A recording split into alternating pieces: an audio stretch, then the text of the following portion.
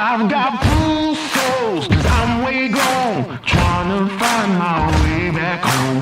Count my bones as in desert crumbs flow. I'm gonna turn all of my stones. Rock bottom make a man and some pressure make a gemstone. Try to put $1 to my name like Creflo. Naja boy, late to the game, it's in the blood flow. And I'm from the south, it's thick skin and tough bone. Big attitude through big lips with gusto. Trust no kings, that's why they tried to crush souls. But it's IGBO, when the dust blow, this old head be standing there. No silver, just gold. Crack no books on the hustle, I was born to grind.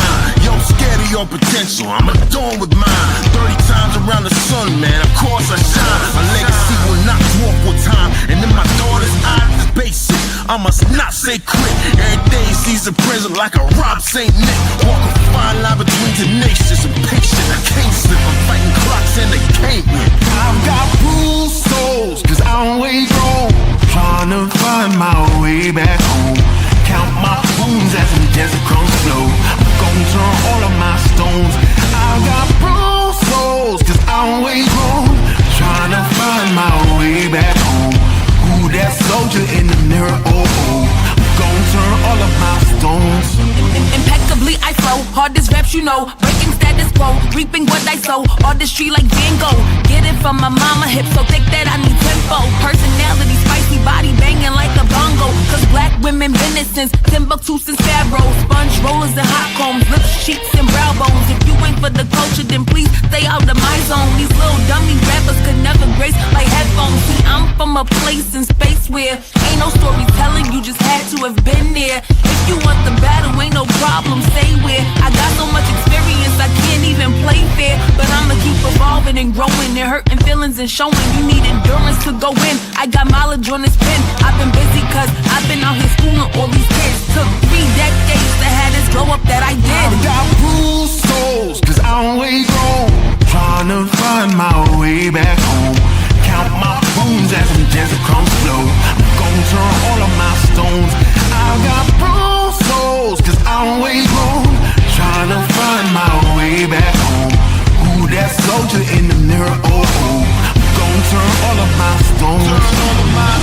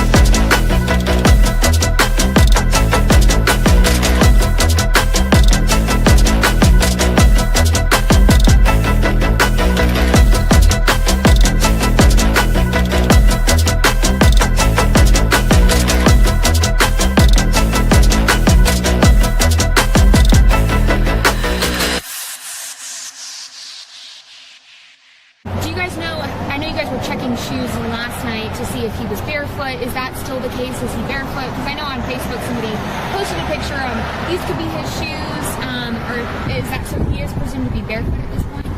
What I can say is that his mom says all of his shoes are accounted for at the house. I'm not going to say that he's barefoot. All right. Allegedly! Hello everyone and welcome back to my channel. This is Lady Freedom here coming at you with another raw narrative. Here's a brief disclaimer for tonight's show. Let's watch. That's ignorant!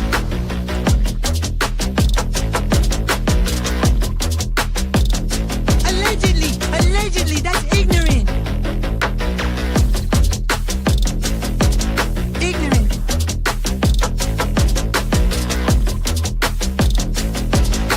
Judgment, Aslı. Chloe, you read my thoughts. You've got the shinin. You mean shining? Shh! You wanna get sued? Judgment, Aslı. You just use that shin of yours to call me and I'll come a-running.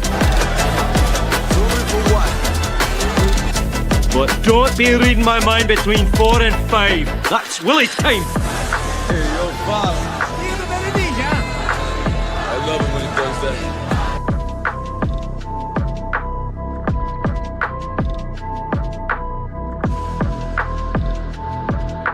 Let's watch.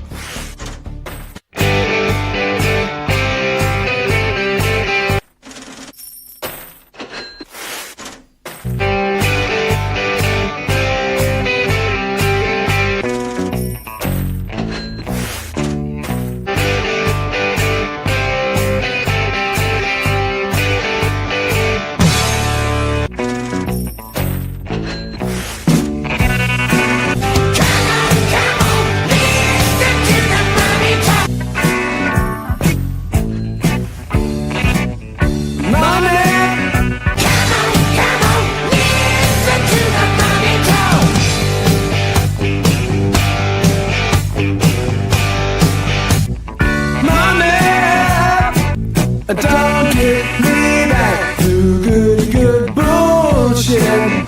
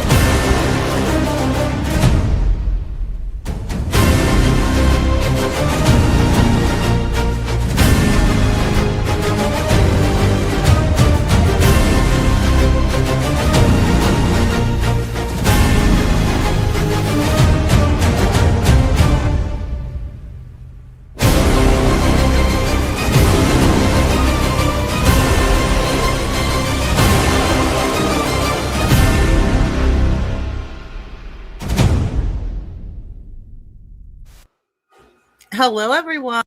Welcome back to my channel. This is Lady Freedom here coming at you with another raw narrative. And it's so good to be here with you guys tonight. Thank you all so much for joining into Night Court. Night Court is in session tonight. And we have a lot to get into in the Sebastian Rogers case. I've also been following the Mackenzie Sharilla case, and I posted a video on the community post. So I'll post there a lot, you know, just to get things out to the community or things that we might talk about. But I want to know if you guys want to review that. You know, just let me know if you do in the chat. I watched it, and, you know, if he would have had the whole Netflix documentary to talk, that's basically what it would have been like.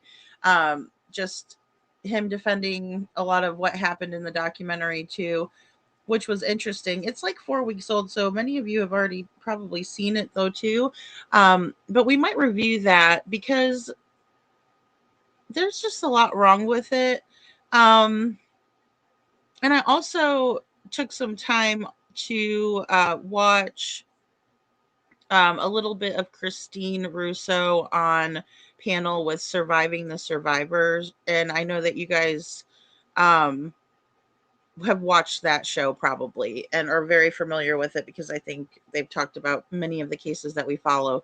So that was a really good podcast. I missed like the first maybe 30 minutes of it, but I plan on going back and listening to it again. Um, so it's much different listening to both sides of the story there. Luckily, I was able to listen to Christine's side first because I'd have to agree with her more than I agree with Mackenzie's dad. Um, Parents, we can all kind of identify that we would try to get our kids maybe help and different things like that. Not everybody's going to react the same way, but these parents are equally out of control in my opinion. And so, I want to revisit that, but mainly I think it's important to tell a story about the toxicity in the relationship as it pertains to like DV prevention, because these are young kids we're talking about, but they were planning on getting married. And even to this day, Mackenzie's all, we're gonna get married, and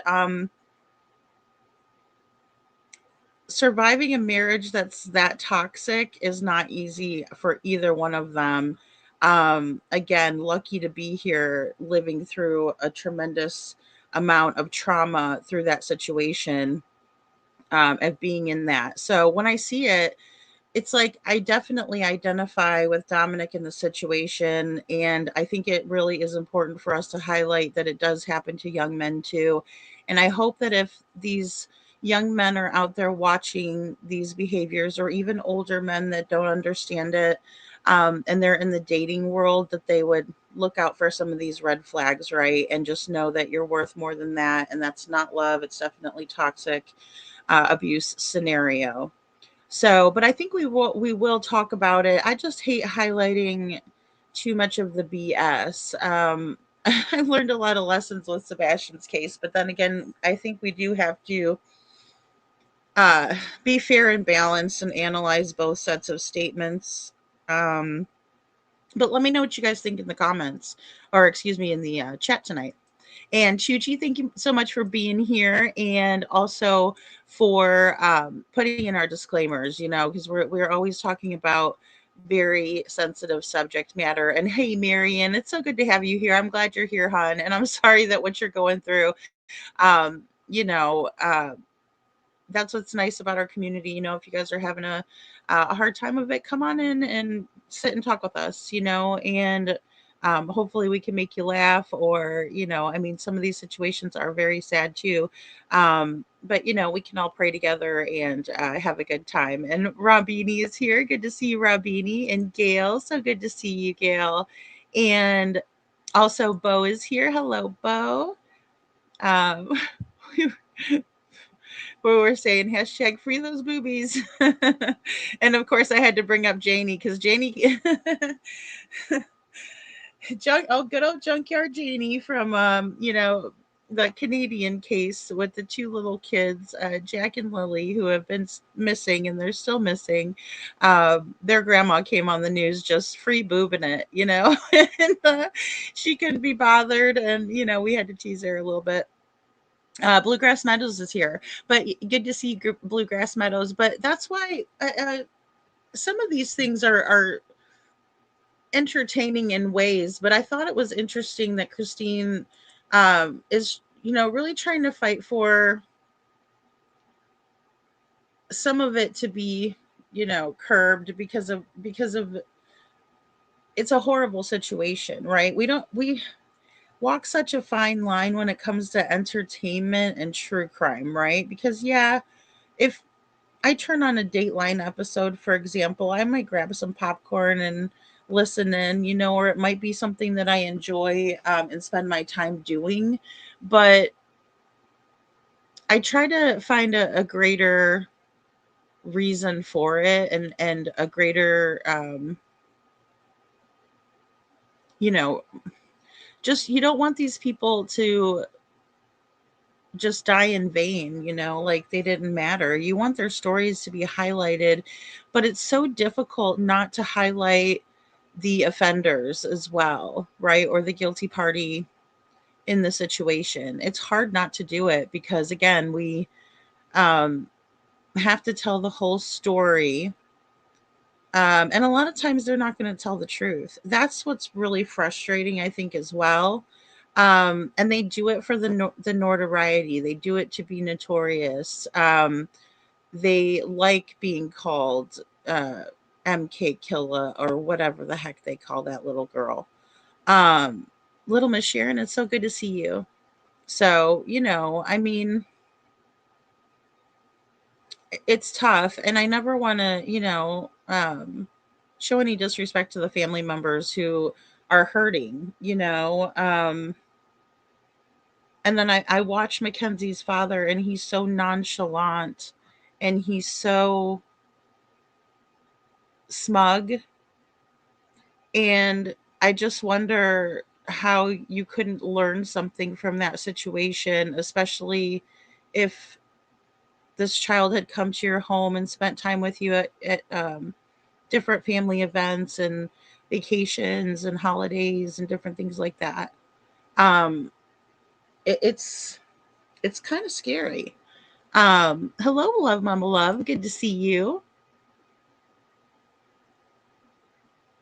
And Stephanie Williams is here. Hey, Stephanie Williams, good to have you here. Choo, 2 years is too long. I'll tell you what. And in Sebastian's case, um, you know, we can't just sit around and wait. I took a clip from D. Warner's case and I put it in a video that I did a little, you know, just a funny video, a collab that Libra had sent me a clip of. So I made it into a video for tonight. Um, but I'm telling you, you really have to dive in. And the fact that we're not dealing with a police department that is completely overrun, right? Like super duper busy, hustle and bustle. In my opinion, I don't know why they can't put more into it. Um, so hello, Sandy. I'm glad you're here. Good to see you. And hello, my PTSD. So good to see you as well. And Marion is here. Hello, Marion. Hello, everyone. She says Bauer Sox are also using Tim Mullins for their media advisor. That is really strange. I did hear that, Marion. Has he come out and is he like a spokesperson? Like, has he spoke publicly for the feat, or did I miss something? Because I know that's what people were alleging, and I haven't heard much about it since then. That's interesting. And for those of you who don't know, that's going to be the same person who the Wellses used. They're exactly using the Wells playbook, which is very strange, indeed. Hello, Funtuski. Good to see you. Over 2 years too long. In my opinion, they harmed him beyond fixing, and I'm sorry. I'm sick and tired of Ellie doing nothing, and something better get rolling on these evil, wicked beings. You know who you are. Yeah, love, mama, love, I'm with you. Especially when I watch things like what we watched earlier today, like the March 28th interview. Seth gets out of the interview with the TBI. If you guys didn't get a chance to watch it, it's just this 12-minute, and I put like an intro in there and put some word commentary in. But it's the interview. I tried not to like change it up a whole lot. I messed with the volume and enhanced Seth because you can hear Caitlin a little bit better than him. So I tried to even that out a bit.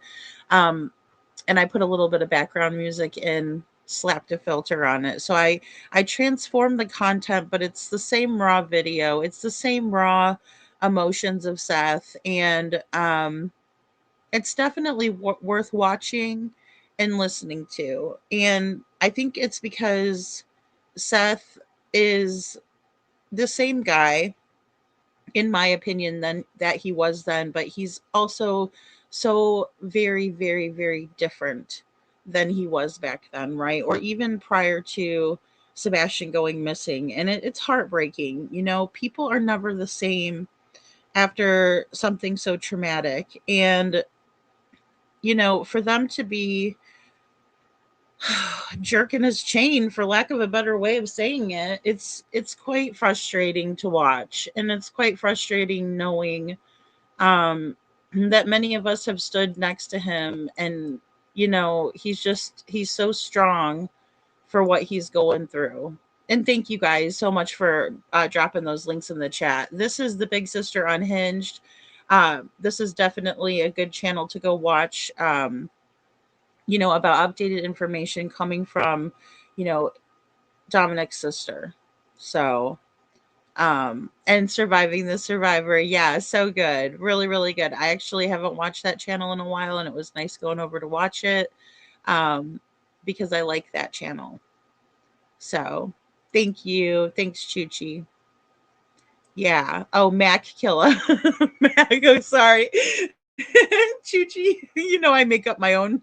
I just make up my own, you know, and I say it like it's, you know, everyone's like, that's not right. No, but you know what? I don't want her to get any of this notoriety, you know. We'll call her, you know what, Surviving the Survivor said, we should call her by her number, you know, her prison number.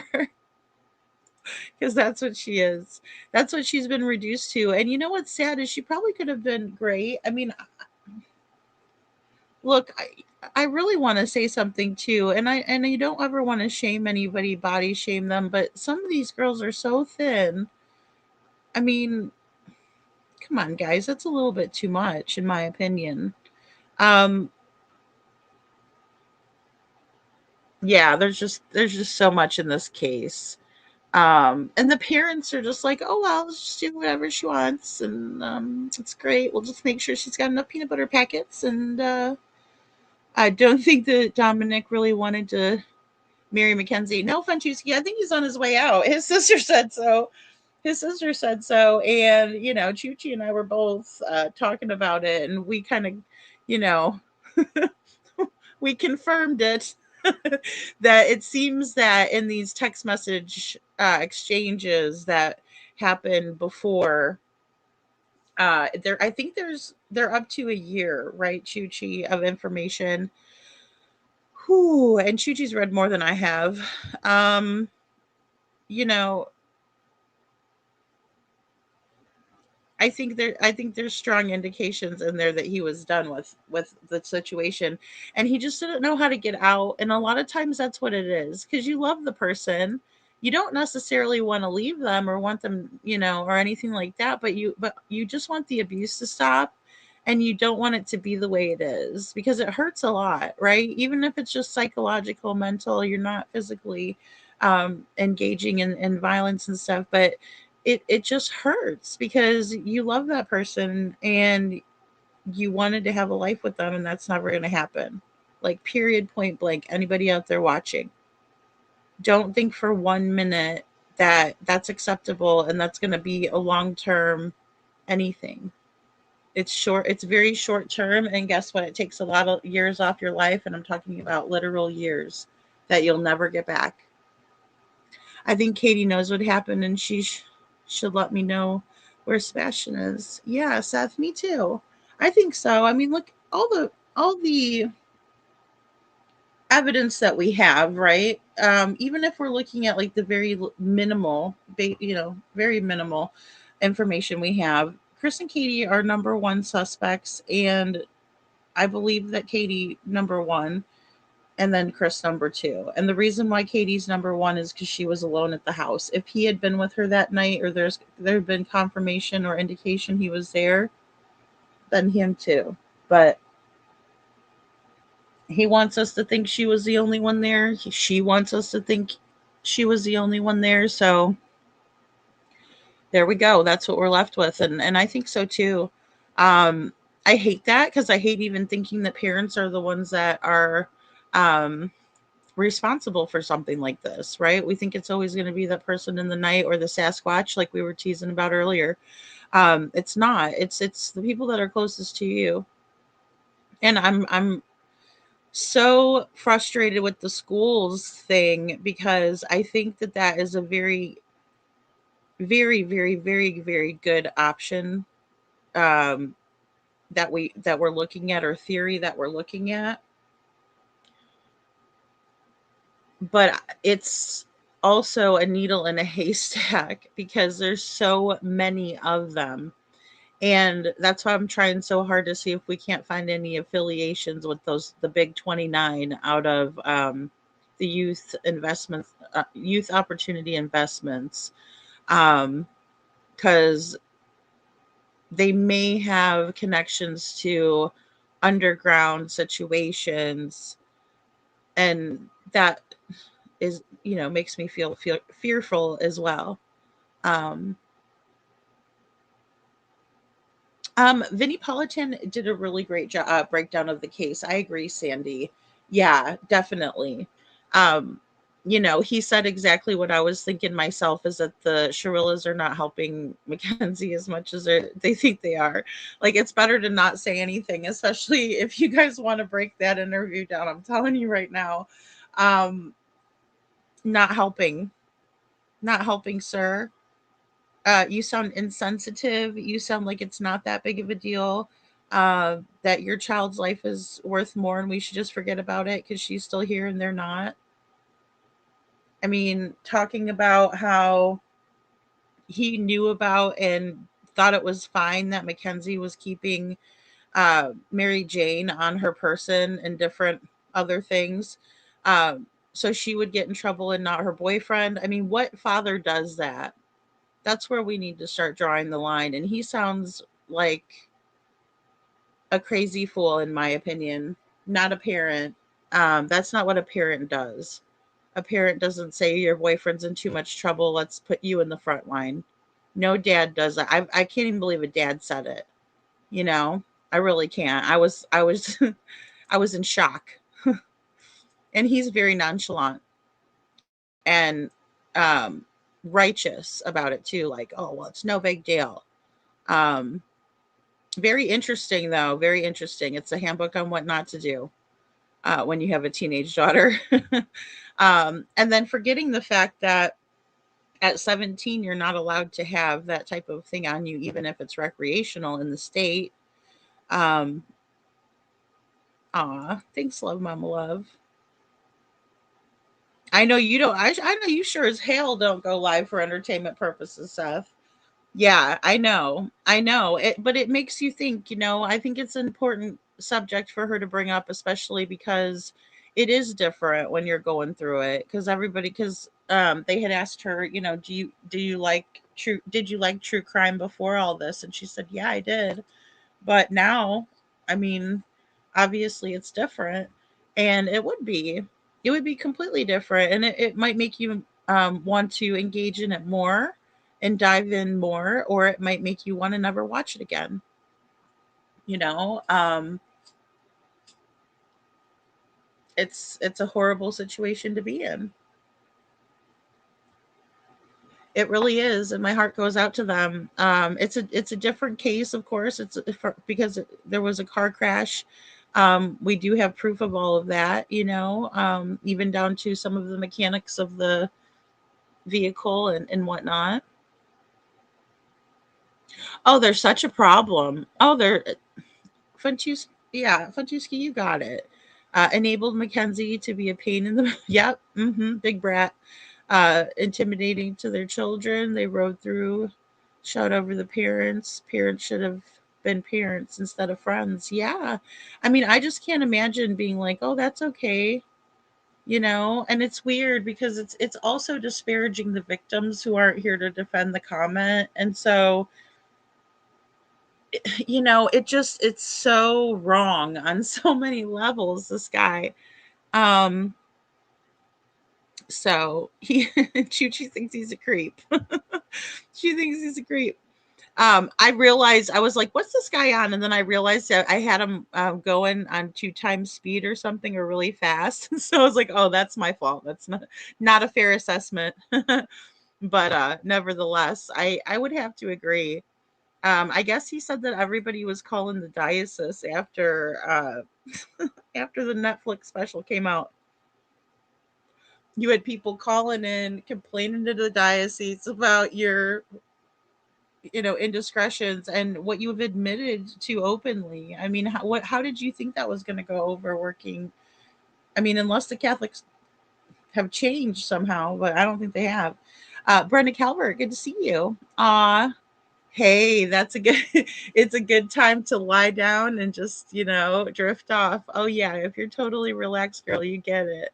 Um, I know one of my neighbors gave me a massage and it was like so nice. And I was like, oh my gosh, how much do I owe you? And she's like, oh no, I'm doing massage therapy. I'm like, perfect. If you ever need anybody, just come on over.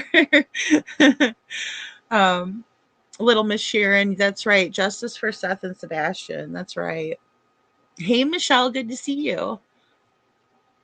And yeah, so it's just a real big mess. Couponing, good to see you. Super Sleuth. I believe in being informative aspect, but not entertainment aspect. Yeah, I mean, it's hard. It is so hard though, Seth, because I think about how many times I've just had to laugh at Mr. Proudfoot because of his stupidity, the level of stupidity, um, you know, is astounding to me. Um, some of the things that have been said and done almost seem intentional. Like I totally am one of the big um, voices on Chris and Katie starting a big circus out of everything and just loving to see how it all distracted from finding Sebastian. Um, which it's not entertaining or funny. It's so damn frustrating. Um, and ridiculous. I mean, just some of the wild, well, that's right. Dee Warner got her justice. She did. She did. And her brother was just relentless. Little Miss Sharon, I just love her brother so much for doing that for her and for keeping it going, and to Mullen. Blah. Lady, did you check out BHB's photos yet? No. Did you send them to me, Sandy? I answered back a couple of emails really quick that I was in there because I went back in there today. I so need to get caught up, guys. You guys really need to stay on me about that. I'm sorry about because I'm like so behind. And then of course, like I said, I'm getting into this case because I do want to discuss it. Um, Again, we need to stop this toxicity in love because it's not love, but we think it is, and especially when they're kids, they don't. Gosh, this all could have been avoided.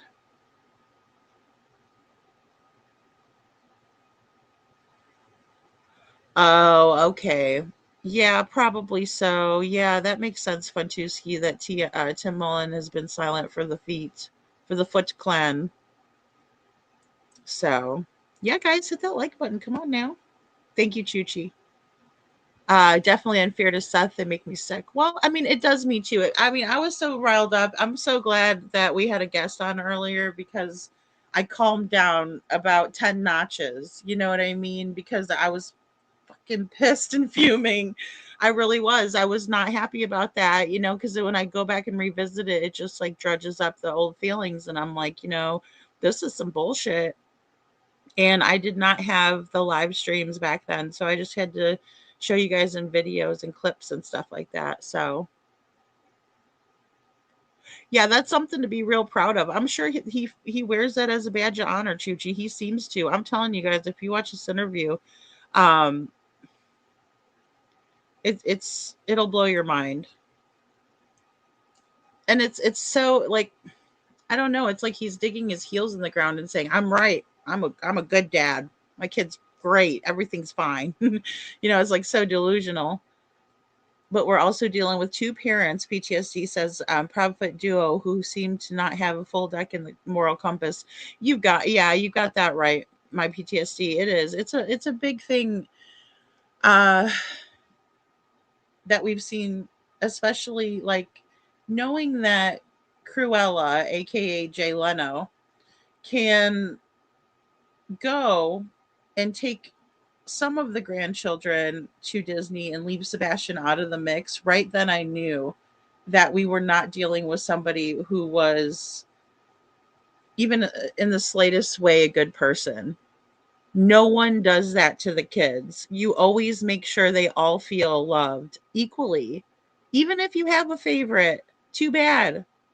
Treat them all nice. You don't have to treat them like crap. And that really ticked me off, and it was weird that it's just all about her and Terry and no pictures of the grandbabies really.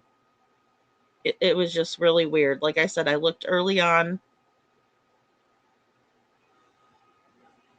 and it was, I don't know, disturbing is probably a good word for it.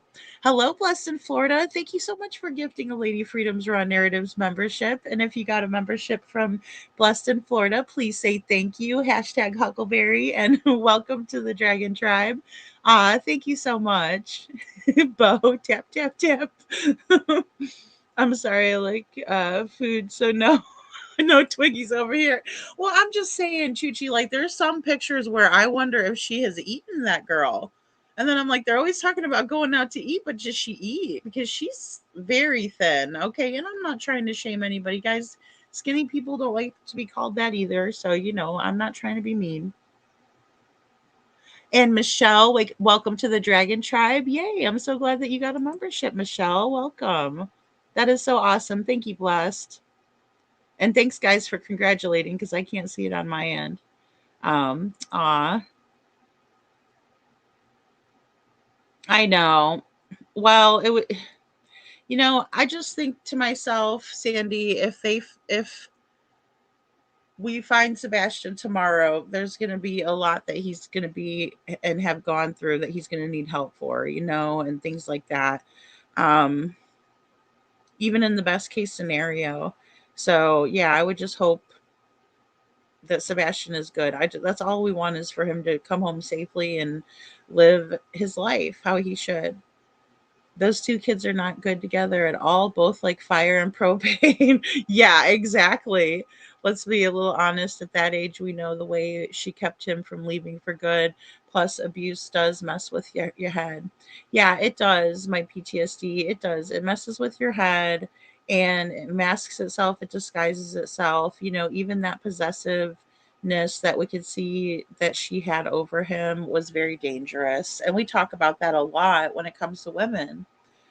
We do because this channel is big on that, but um, we also have to take a stop and recognize it as well. Because it's a human nature thing. It's not like only men have narcissism. There's narcissistic women out there too, and little Miss Thang over there is definitely on the dark triad, in my opinion. But we see the reason for it. It's not just the personality disorder, it's the enablers, it's the flying monkeys, it's the people that are willing to perpetuate this behavior and co-sign on it. At one time, high school used to have a class on DV. Oh, really? Oh, gosh. That's a great thing. And how to ask for help with relationships, maybe budget cuts, remove the programs, in my opinion. Yeah, it could be fun, Tuski. And I just think it's really important to have that awareness, um, to have that, um, the red flags to look for. Like, I mean, I think it's really important. And I think it's boys and girls need to learn to treat each other better. We just need to be nicer to each other and love each other. And if you can't, then that's not love and get out. It's just so dangerous. And that's why I think it was so dangerous. Um, Yeah, Seth. Yeah, but don't ever think it's a situation where we're making fun of the situation. It's Stepfoot. It's because of him. And Katie, they're so weird. They're so off. the shit that comes out of their mouth. Well, and Franceschi, this is a prime example in Mackenzie's case. They're over there talking this pig Latin, right? We all know what pig Latin is, for the most of us do, where you take the word and you take the beginning of it and put it at the end and say a with it, or however we used to talk it. Okay, I have no idea. I probably couldn't even do it.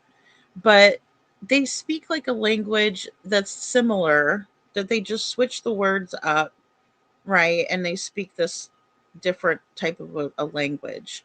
They're saying it's like gypsy. That's what her father kept saying. It's gypsy, and it's so cute. And they used to do it, and they talk to each other, and yeah, I could see how that would be, kind of a fun thing. I mean, in high school we did that, and or maybe it was even when we were younger than that. We might have been in middle school, but we thought it was cute because our parents they weren't hip to it, right? And so we were able to say things on the phone, and even if somebody picked up the other end of the phone, yeah, I'm old, and was listening in on the line, they wouldn't be able to really tell what you're saying. And of course I got in trouble for that, because my parents are like, even though you little shit, even though I don't know what you're freaking saying, does it, I mean, you're guilty. Look what you're doing. You're talking in this other language, right? Like, so nobody can know what you're saying. Duh, you're speaking in code, right? And my parents weren't having it. Okay, so my mom was pissed. Tell me what you're saying. How the hell? What is that? I mean, the Grand Inquisition follows. So again, if I'm taking my own experience with that and I'm applying it here, they're definitely trying to talk in so no one else understands what they're saying. And that's probably because they're not doing good things. Hey, the real me too. So, hey, Brad, good to see you. And Coffee Crime and Cats is here. Hey, Coffee Crime and Cats.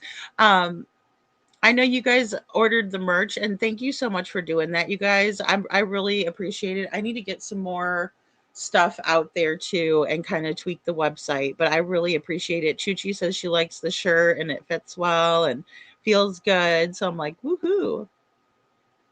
So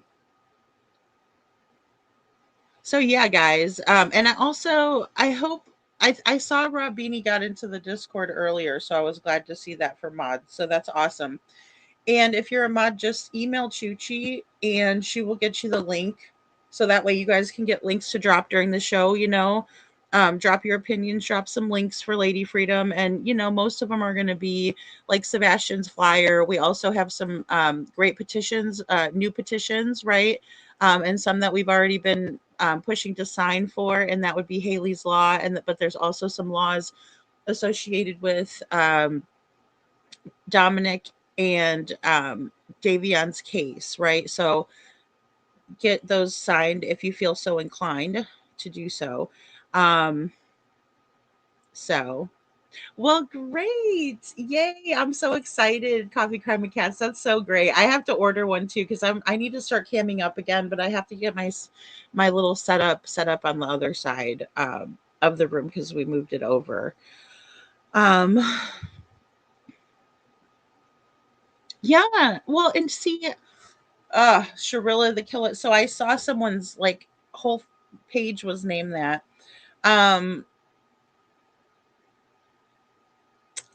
Just clout chasing, in my opinion. I just you know, I know the person who didn't name their channel wasn't doing that. I think they were making fun of her, but nevertheless, that's right. The real Me Too. We have to keep sharing the flyers. We do.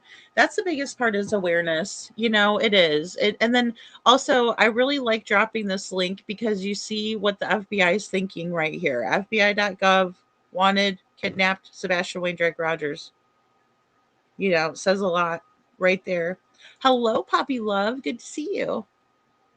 Okay, guys. So I wanted to show you guys this because we were talking earlier and it kind of inspired me to wonder if Nick Barris is a liar, a hypocrite, or a coward. Okay, so first let me show you this older video that I put out, and it's just going to be of the original like lights video. It's not Mob Crew, but Mob crew also did a really good job of showing us what all happened with the lights, you know, and how it worked, you know. So I wanted to kind of go over that again. Seth says all of the above. Damn, I always forget, like when I do the polls, I always have to remember to put the one that says, you know, I don't know on there because we get more votes. Yeah, see. All of the above is correct. I have to say. Chuchi says all of the above. The real me too, all of the above. Oh my goodness. Oh yes, Robini's in Ohio too. Yes. So, you know, I mean, it's got to rock the whole entire surrounding area when something like this happens, you know. Oh, it's just so it's so sad to think about it, you know. It really is. So, yes, exactly. Exactly. Yeah, total coward. And I think a lot of it has to do with like his job also. He wanted to keep it, but like I was saying earlier today, he's friends with Eric Craddock on Facebook, and there's no other, and I couldn't find the right word earlier today. I was like, I don't know why, but reporter, right? So there's no reporters that are friends with Eric Craddock, but Nick Barris is one, the only one on his page. And I mean, that's been for a while now. I can't remember when I put that video out, but I did. Okay, so guys, I'm gonna play this really quick.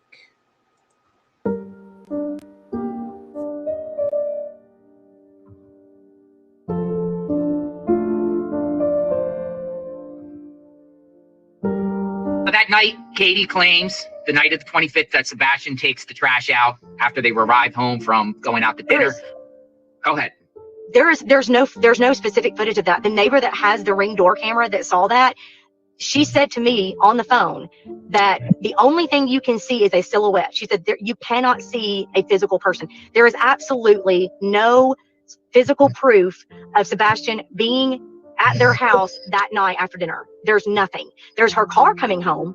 My neighbor did tell me that she saw her car come, but she parks in the garage, so nobody saw him get out of the car.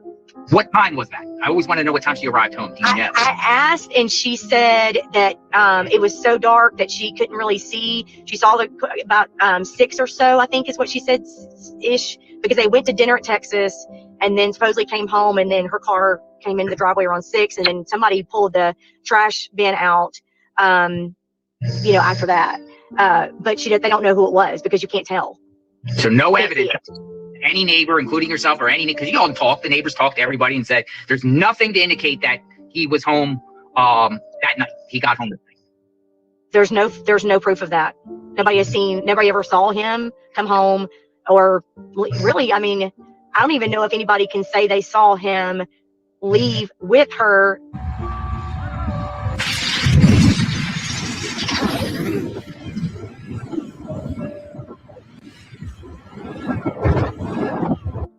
I mean, no, I don't think anybody actually looked back that far. It was so chaotic at the very beginning. I think the police were so focused on a runaway teen that was what everybody was focused on. So when they first asked to look at their video cameras, I think everybody was checking him walking out. But there's no proof of him physically walking out. The surprising development in the search for 15-year-old Sebastian Rogers, who's been missing for 18 days. An exclusive look at new video evidence. Authorities have scrutinized home security video from that Hendersonville neighborhood, trying to learn what happened to that teen with autism. Now, you can take a look for yourself. Our Nick Barris obtained video that appears to show two people near Sebastian's home the night his parents say he disappeared. All right, guys. So the night they say he disappeared, this is what was going on in the neighborhood allegedly at 3 in the morning. So this was released March 14th, 2024. The flashlight video comes up. And Love Mama Love, I know, JLR. I know. And I'm like, don't send me anything from JLR because I don't trust that guy anymore. You know, here I'm playing him. But this is an older video. Like, I put this video out. Let's see. A year ago, and that was December 18th. Okay, so this is around Sebastian's birthday, because a lot of things were popping off. We had the Texas Roadhouse footage that was leaked out as well at this time, right? At the time that I made this video. But here we have Nick Barris's video that comes out, but then we also have Nick Barris later on retracting all of it. We have the TBI a couple weeks later on March 28th telling Seth that it's flashlight that the flashlight video is a trash truck, right? So there's a lot going on. And also now we're having Bobby, if we fast forward to June, that's when that JLR interview took place. She starts telling everybody that you can't tell if it's Sebastian in the trash can video, which Seth already told us that before that came out, by the way. But she confirms it, and she also says that you can't tell who made it home from the Texas Roadhouse because it was so dark, and Katie pulled exactly into the driveway. So I just kind of wanted to, throw that out there. But why? What would cause Nick Barris to retract all of this, right? Just, is he a liar? Did he lie about the whole deal? Did he tamper with this footage? I don't think so. Is he a hypocrite? Yeah, he is. But I also, but I also think that he's a coward because he's not standing up for what's right. And if he put this out, then he should never have went back on his word, or he should have explained what happened there. And he never did. He just kind of weaseled his way out. The video you're about to see is from early Monday morning, February 26th, around 3:10 a.m. Now, there are no street lights in the Stafford Court neighborhood, so it is at night, pitch black. What you will see here are these 2 points of light believed to be people with flashlights in the area around Sebastian Rogers' Hendersonville home. It is believed Sebastian left his home barefoot and with a flashlight sometime overnight. Since his disappearance, authorities have reviewed security video from homes in the neighborhood looking for clues. Most attention, showing signs of activity around Sebastian's home the night he disappeared. You see 2 light sources, which we've circled to help you follow. For point of reference, the security camera was pointed toward the back of Sebastian's home in a common area. Okay, guys, here's a better aerial view of the flashlight video. All right, guys, I'll pop in just for this part. And so we did look at the aerial view earlier. Again, we can see that this is where the home would have picked up the footage from. And you can see it does look upon this area over here as well. There's this big ditch, right? And it leads to one of those big holes where the water comes through. And again, it's a great big ditch, and it goes all the way back. And of course, this is where Sebastian lives. So someone kind of comes out, and when we're looking at the lights video, it does appear that we can see the same pattern moving through the common area. You'll see the flashlights kind of dimming out and flickering here and there, and then completely losing out of view as we see. And I believe that that's due to these bushes and shrubbery and stuff like that. There's also the gazebo over here as well. Okay, so basically you have all of that. There's also a little door that's located, I want to say, on the side of the house here, that they have put they have planted something in front of that, and we did point that out in another episode. Just kind of wanted to, revisit that as well. So here we go. Oh, and again, this is just a closer street view.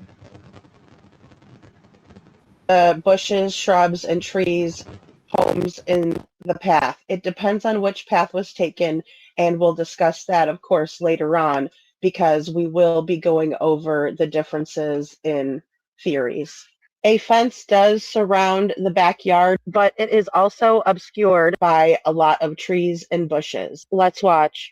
In the video, you see subject 1 with a light source in the lower right-hand corner. Then you see subject 2 briefly appear and move toward the first before that light source is covered or obscured by bushes. Subject 1, a few seconds later, then moves out of frame.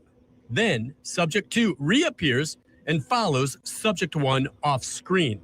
It's a short time later, and it's very vague, but then you see one of the subjects moving quickly back through the common area, and that is it. I know, there's not much to see here. You certainly cannot identify anyone, But those close to the investigation tell me the mere fact that there is now evidence that someone is in the area around Sebastian's home is significant. This video Okay, so here's Nick Barris, and he's, very gung-ho about this. And, back when he put this out, I'm like, wow, this guy's the real deal over here. He is really putting out the information that we need. Obviously, this is some home security footage, and in any other case, it would be evidence. It would be proof that something happened in the neighborhood, right? Because obviously it's just not going to sit well or fit well when we're supposed to believe that, again, Katie and Sebastian are the only two in the house, and then only one person remained in the house in the morning, and Sebastian just miraculously left the neighborhood with no proof of him doing so. If it was years ago before cameras were commonplace, I can see that being something that wouldn't come up. But luckily now, with the technology that we have, a lot of people, and especially in that neighborhood, had cameras that were working the night that Sebastian went missing, and no one picked him up on camera. So that is a big deal to me. I'm not saying that it is impossible for him to not be caught on camera, but it's highly unlikely. Let's just be honest. Hello, Perfectly Imperfect Boy Mom. Good to see ya. Yeah, no worries. Oh, I'm so glad you're here in the bushes. Thank you so much. I appreciate it. In my eyes, it's total evidence. Yeah, I mean, Chuchi, this is the thing. We're looking at it with our own eyes. It's not like, our eyes can't deceive us when we can see the flashlights moving through the area. As Nick Barris is explaining here, but he backed down. Shows suspicious activity in the immediate area the night Sebastian disappeared. Could one of these subjects have been Sebastian? Did he meet and leave with someone? Sebastian's father says his son would not go with a stranger. It's up in the air for me because I don't think he would get into a vehicle with somebody unless he knew them. So what exactly are we seeing here? I know investigators are doing what they can to try enhancing the video for any more clues. For now, this video is now part of the Sebastian Rogers missing person file. All right, guys. And then he's the one that told us that it's a part of Sebastian Rogers' missing file, right? Hey, Andrea, good to see you. So it's just interesting. It's interesting how it wouldn't be. I'm not surprised that it is, but I'm more surprised at the fact that he has backpedaled and now is saying that it was a trash truck.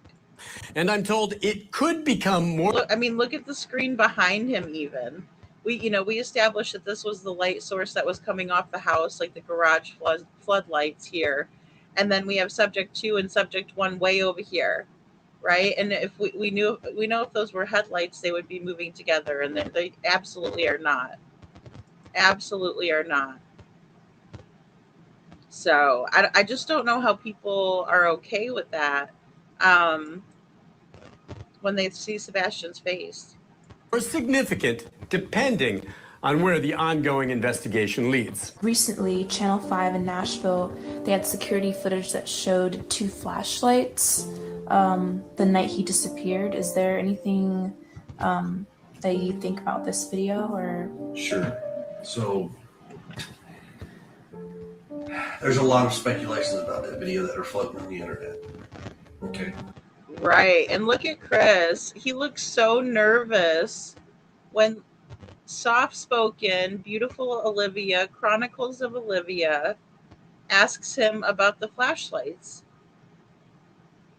I mean, again, we need to tell this guy we're not here for entertainment purposes, sir. This ain't funny. We're asking you a direct question, sir. You have witnessed, right? Sebastian just poof, because you were on the phone with Katie for 3 hours. Again, I'm just going by what they're telling me, guys. All right, he's on the phone with Katie for 3 hours. He puts himself there. If something goes down at Chuchi's house and I was on the phone with her when it happened, I put myself there, unfortunately, right, Chuchi, or vice versa? Oh my goodness. But he does chuckle. He does chuckle. And right away, his body posture changes, right? And he gets very nervous. He's absolutely nervous. And Katie, she starts playing with stuff on the table and not looking at all. And she just looks down. Like, who does Katie think she is? I just sometimes when I get really friggin' frustrated with Katie, I just think to myself, who do you think you are? To Katie, because she does. She acts like she's above everything, and she's the one that was with Sebastian last. Look, girlfriend, you're on the hook. You're in the spotlight. Hey, KJ Mac, you're in the spotlight, sister. This is your you batter up, Katie. Come on now, because we don't want to talk to anybody. We want to talk to you. We want to hear from you. But instead, we got this guy right here, and I don't even need clown makeup for this one. Look at him. Just picture a red nose. That's all you need. And a baby curl. The guy's rocking a baby curl. That should be our first indication, folks.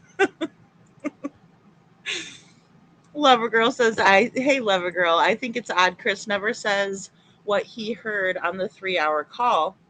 He doesn't say whether he heard the thud or talked to Sebastian, and wouldn't say whether he was on a FaceTime or not. Right. He never wants to give us specifics. Oh, well, law enforcement asked me not to. Bull crap. They didn't ask you not to give specifics about that. They didn't. It would only clear your name. It would only make things easier for you and Katie. But yet you refuse to do it. Why? I did an interview with him, Nick, for the news, and he's a joke. He was trying to change my mind on what I believe happened. Really, the real Me Too. Yeah, I just don't trust him. I think he's a little weasel. And, I mean, he at first got a lot of respect from me because I was like, oh, good. At least somebody's getting some footage from people, and trying to figure this out for Sebastian, because obviously none of us believed that he was in the house with Katie and he just vanished in the middle of the night, right? Like the aliens came and got him. The mothership soared over, and it's so quiet because of the alien technology that they were able to, grab Sebastian out without anybody knowing. No, I'll never believe that. I'll never in a million years believe that, because that doesn't make a damn bit of sense. And it doesn't make a sense. It can't make sense to anyone with, um, you know, any type of brain power working. And that is exactly what it is. It's speculations. Now, what it can give you an official statement on is TBI Newslink has released a statement from law enforcement, between local law enforcement, state law enforcement, some federal law enforcement, and they have analyzed that video so many times over that everything that everybody is trying to assume is a flashlight, I hate to say this, it's not. As much as we would love it to be one, it's not. Okay, but we're not talking about one flashlight, Chris. We're talking about two flashlights. One that was waiting, it appears to be near the street and a farther distance away from from the second light source. So which one are you hoping that it is, Chris? Some dude in a mysterious car waiting in your neighborhood the night your stepson goes missing? Or are you saying that you were hoping that it's a flashlight running away from the house, meaning that your stepson ran away from your home because there was 5 CPS reports? Which one is it, Chris? Because there's 2 light sources. What a damn joke. Official statement, my ass, right? Official statement, please. Spare me. You know? Oh, I didn't even know he was there. The real Me Too. I must have been there after that. Yes, it was at the first. Okay, the first gathering. Okay, well that makes total sense. I wasn't at that one. The first gathering of voices that he was trying to sway a few of us. We were wrong in what we thought. I found that pretty strange for a reporter to do that. I'll say I think it's really strange. Why would he ever want to sway anybody's opinions? How much is he getting paid? It makes you wonder why anybody would want to do something like that. Because I certainly don't do that. I mean, I voice my opinions here, but I don't go into other people's live streams or chats and, bash them over the head. If I know it's not, an environment where most people agree with me, I'm not going to say it because I know what comes next, right? And I'm not there to convince anybody. Look, I believe what I believe because I've seen it with my own two eyes, and I think you have too. The real me too. So yeah, we'd love it to be one. Why? You want him to be kidnapped allegedly or running away, Robini? Exactly. You want him to be fleeing from your house with no shoes on? You want your stepson to be in the neighborhood at 3 a.m. unattended with a flashlight? Okay, now we're getting down to it. And Katie over there cracking her knuckles, and cracking of knuckles can be several different things, but in my opinion it's Katie's stress response. And I think she's also showing that she's agitated in the moment, and that's how I take it. Miss Tough Katie over there.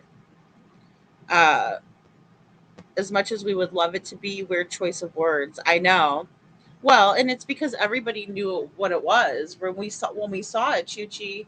You're right. And when we saw it, we all knew. Oh shit, there's some flashlights in the neighborhood. One's waiting over here, so one comes from the house and then it goes right back, and then there's only one person left in the house standing after that. Come on now, if he made it home, that's the way, folks. And if he didn't, and someone was carrying some items out, I don't know why they would draw attention to the house, especially because Chris is so adamant about it. But if there was a handoff of some sort and something was forgotten or they were getting rid of some evidence, then that could work as well. That could fit into that, right? That would make sense of things. But to say that it's a trash truck doesn't make sense out of anything, and that's the number one reason why we don't trust law enforcement is right there. That's where the distrust in the public with law enforcement came in. Not to mention they waited 4 days to come out. Not to mention Eric Craddock's bad attitude. Even though I don't think that he might have been malicious in that or knowing how he was coming off, we can give the benefit of the doubt. I don't mind doing that, but nevertheless, he was that way, and it rubbed everybody wrong, and none of us thought it was proper.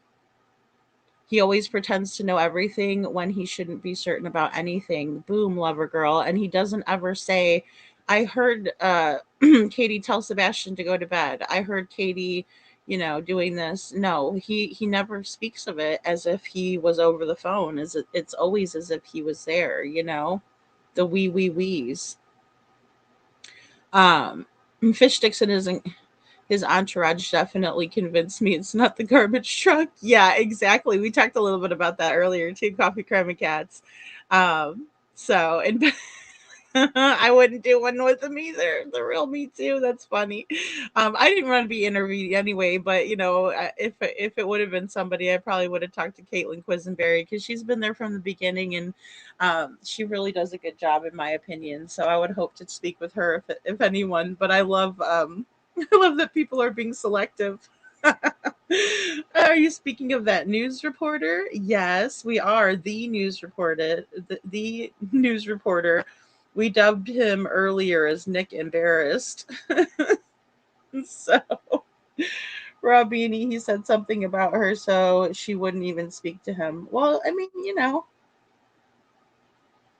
don't blame her. I'm mad enough at him that he tried to backpedal like this. How could you do that when you saw it? Yeah, I agree with that too. As our officer says, it's not just all that, but freaking lack of communication to credible sources. So, in my opinion, they're intentionally looking the other way. That's too many ties of friendship in that family. Yeah, I understand. And the community, yeah, generational corruption that they don't want brought to light. And, we don't know who has dirt on who. We just don't. We don't know who has been washing each other's hands and all of that. We do not know. you know, and it's a big lack of a backbone. It is. Um, well, and that's what Bobby was trying to say too, that like the way that these the trash picks up, the time, all of it. And she says it's two separate events too. All right, let's listen to what Crispy and Katie have to say to Nancy. And then it was, okay, are there any cars? Sorry, I think that was just their picture. I probably cut the video there. Around there. And I was told that there was an unidentified car sitting on my street facing the entrance, somewhere around 3:30 or so. And then the flashlights were actually seen on the neighbor's camera, two separate flashlights walking in between the yard. The neighbor that has the actual footage swore up and down that there are two different circumstances. There was the car with the lights coming towards the car backed up on Kellen and left. And then about 2-ish hours, hour and a half, hour and 42 something, like she said, the time stamp on the video is not working. It is stuck. She said, but you can tell because it's pitch black dark in the middle of the night when the car comes down the street, turns onto Stafford, sits there for about 3 to 5 minutes. The flashlights are coming from two different directions in between the yards. They do whatever they're doing around the car. The car backs up Kellen and leaves from Stafford. Backs up Kellen and leaves. And then 2 or so hours later, as the sun is just beginning to come up, you can see the trash truck. And she said, but the trash truck goes past her driveway. She said, you can see the trash truck and the lights and the back of the truck go past her driveway, go up the hill, do its business, turn around, come back down. And then within a few minutes later, the sun is coming up. And then you can see Katie's car leave, Katie's car coming back. And then you can see all the police come in. She said, it's very obvious. So I asked her why the police are saying that that's a trash truck. And she said, I don't know. I'm baffled because I tell you right now, there are two different circumstances and that you can tell there are two different time frames. Go ahead. I'm just going to say those were not trash trucks. I concur. But why did authorities say it doesn't have any evidentiary value? I asked that when I called the lead detective, and I flat out told him that I know the neighbor. I've seen the video footage from the very beginning before it was edited. She told me with her own mouth, looking at it herself, there are two separate occasions, car, then truck. Why is that? We've had it. He argued with me and told me that he had it broken down. The Secret Service looked at it and they confirmed that in fact it was a trash truck. And I said, I'm telling you, it was not. He said, well, I'm not going to say I argue with you. I was like, okay. What time does the trash get picked up in the morning? 3:10 a.m. lights. Let's talk about the trash. What do you know? So our trash gets picked up by J.E. McMurtry Disposal, has for many, many, many years. They used to, a few years back, they would pick up around 6:30-ish, but then the bus was coming through and it was making it hard for them to come through with the bus, and all the kids were out and it was just chaotic. So they switched it, and now they go down my street about 5:30, 5-ish, between 5:15-ish, 5:20, something like that, every Monday morning. That's going down my hill though. That's not when they come in and they're going around it. That's when they're coming back down. So yeah. I mean, that's an extra, 20 minutes? How long does it take for the trash truck guy to go through the whole entire neighborhood? And the other misconception is a lot of people are saying that they have to hand dump the trash bin in there. They don't. It's a new truck. They have an arm and it does it for them. So that was another thing where they're having to pick up these big, no, they're not. They have an arm. They roll it over to the arm, connect it to the arm, and they dump it in. You can hear it. I mean, it's not quiet. It's loud. I mean, you hear the arm doing all that. So by the time they collect the trash coming up the street though, not going down it. They're collecting it as they come up. So I guess they're probably in the neighborhood just like around 5, just before 5. And they're out of there before the buses come. Yes. Or the bus comes, or Absolutely. You said buses.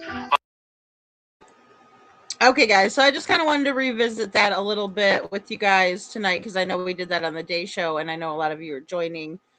So sorry if it's a little repetitious, but I think a lot of that, what Bobby is saying is really important, right? On how things kind of run in the neighborhood, what she was able to see with her own 2 eyes and that sort of thing. So I also wanted to show you guys some of Nick Barris and his backpedaling in this short clip that I made as well, or short video rather. So here we go.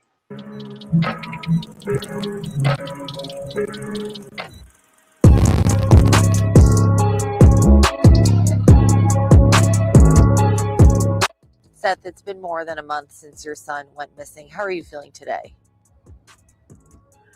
Same as I was yesterday. Just continuing the search, continue looking. I'm not going to give up. Nobody can make me give up. You, Katie, and Chris had a meeting with TBI today. Did you find out any new information? Not that I can discuss. Any progression that might show hope in this search? Oh, I always have hope. Can't take that away from me. And other news outlets were reporting that there were lights seen in the backyard that were caught on camera by a neighbor's video. Is that true? No. What that was a trash truck. Went through, picked up trash, and when it left, of course, it went faster. It didn't have to stop to pick up trash. That's just false information provided by a particular person. The video you're about to see is from early Monday morning, February 26th, around 3:10 a.m. Oh, shut up, Nick Bears. In the Stafford Court neighborhood. So it is at night, pitch black. What you will see here are these 2 points of light. It's not a cold case. It's an active and ongoing investigation. Sumner County Sheriff Eric Craddock has been on the case since Sebastian disappeared from his Hendersonville home back on February 26th. So they come out about, 11 times, counting the backyard where they took pictures. Okay, so did they come in and check as well the 11 times? Or, did they do forensics like luminol or anything like that? No. Asking. No. I can answer. No, they haven't done that. All right. He's like, no. They haven't done that. Okay, well, Chris, that's what she's asking you. And Robini, that's what I sound like typically when I'm watching things. Like reaction. It's hilarious. Yeah, Libra sent me that clip, so I was like, I got to put it in here because it just fits so well. It just fits so well. And they said no, right? So Smiley's like, did they do any luminol or Blue Star? Where they spray the area and it illuminates when they do the black light thing. Just very basic way of explaining it, right? But we've all seen it. It shows blood spatter. It shows where the people have tried to clean the area as well. It'll show up with that as, even though, because it's very difficult, again, when you're talking about something like when there's a very horrific scene and there's a lot of blood at the scene, but even small traces of blood are able to be found with this, and they didn't even bother with that, right? So how would they know? It's interesting because it just speaks to how the investigation or procedures were and were not followed, right? But we do know that they did that Faro camera in order to preserve the crime scene. They brought dogs out.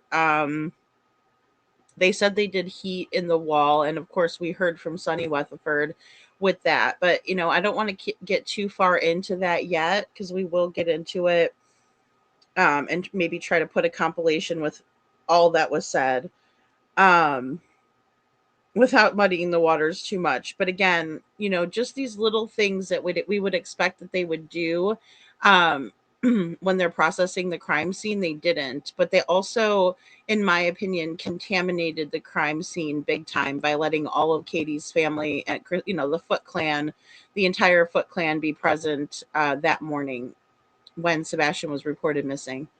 Katie and I sat down at our table in our dining room, and that's basically where everything.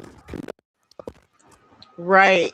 Everything conducts itself at Chris's table, Chris's kitchen table, Katie and Chris's kitchen table, where they can feel most comfortable in the comfort of their own home.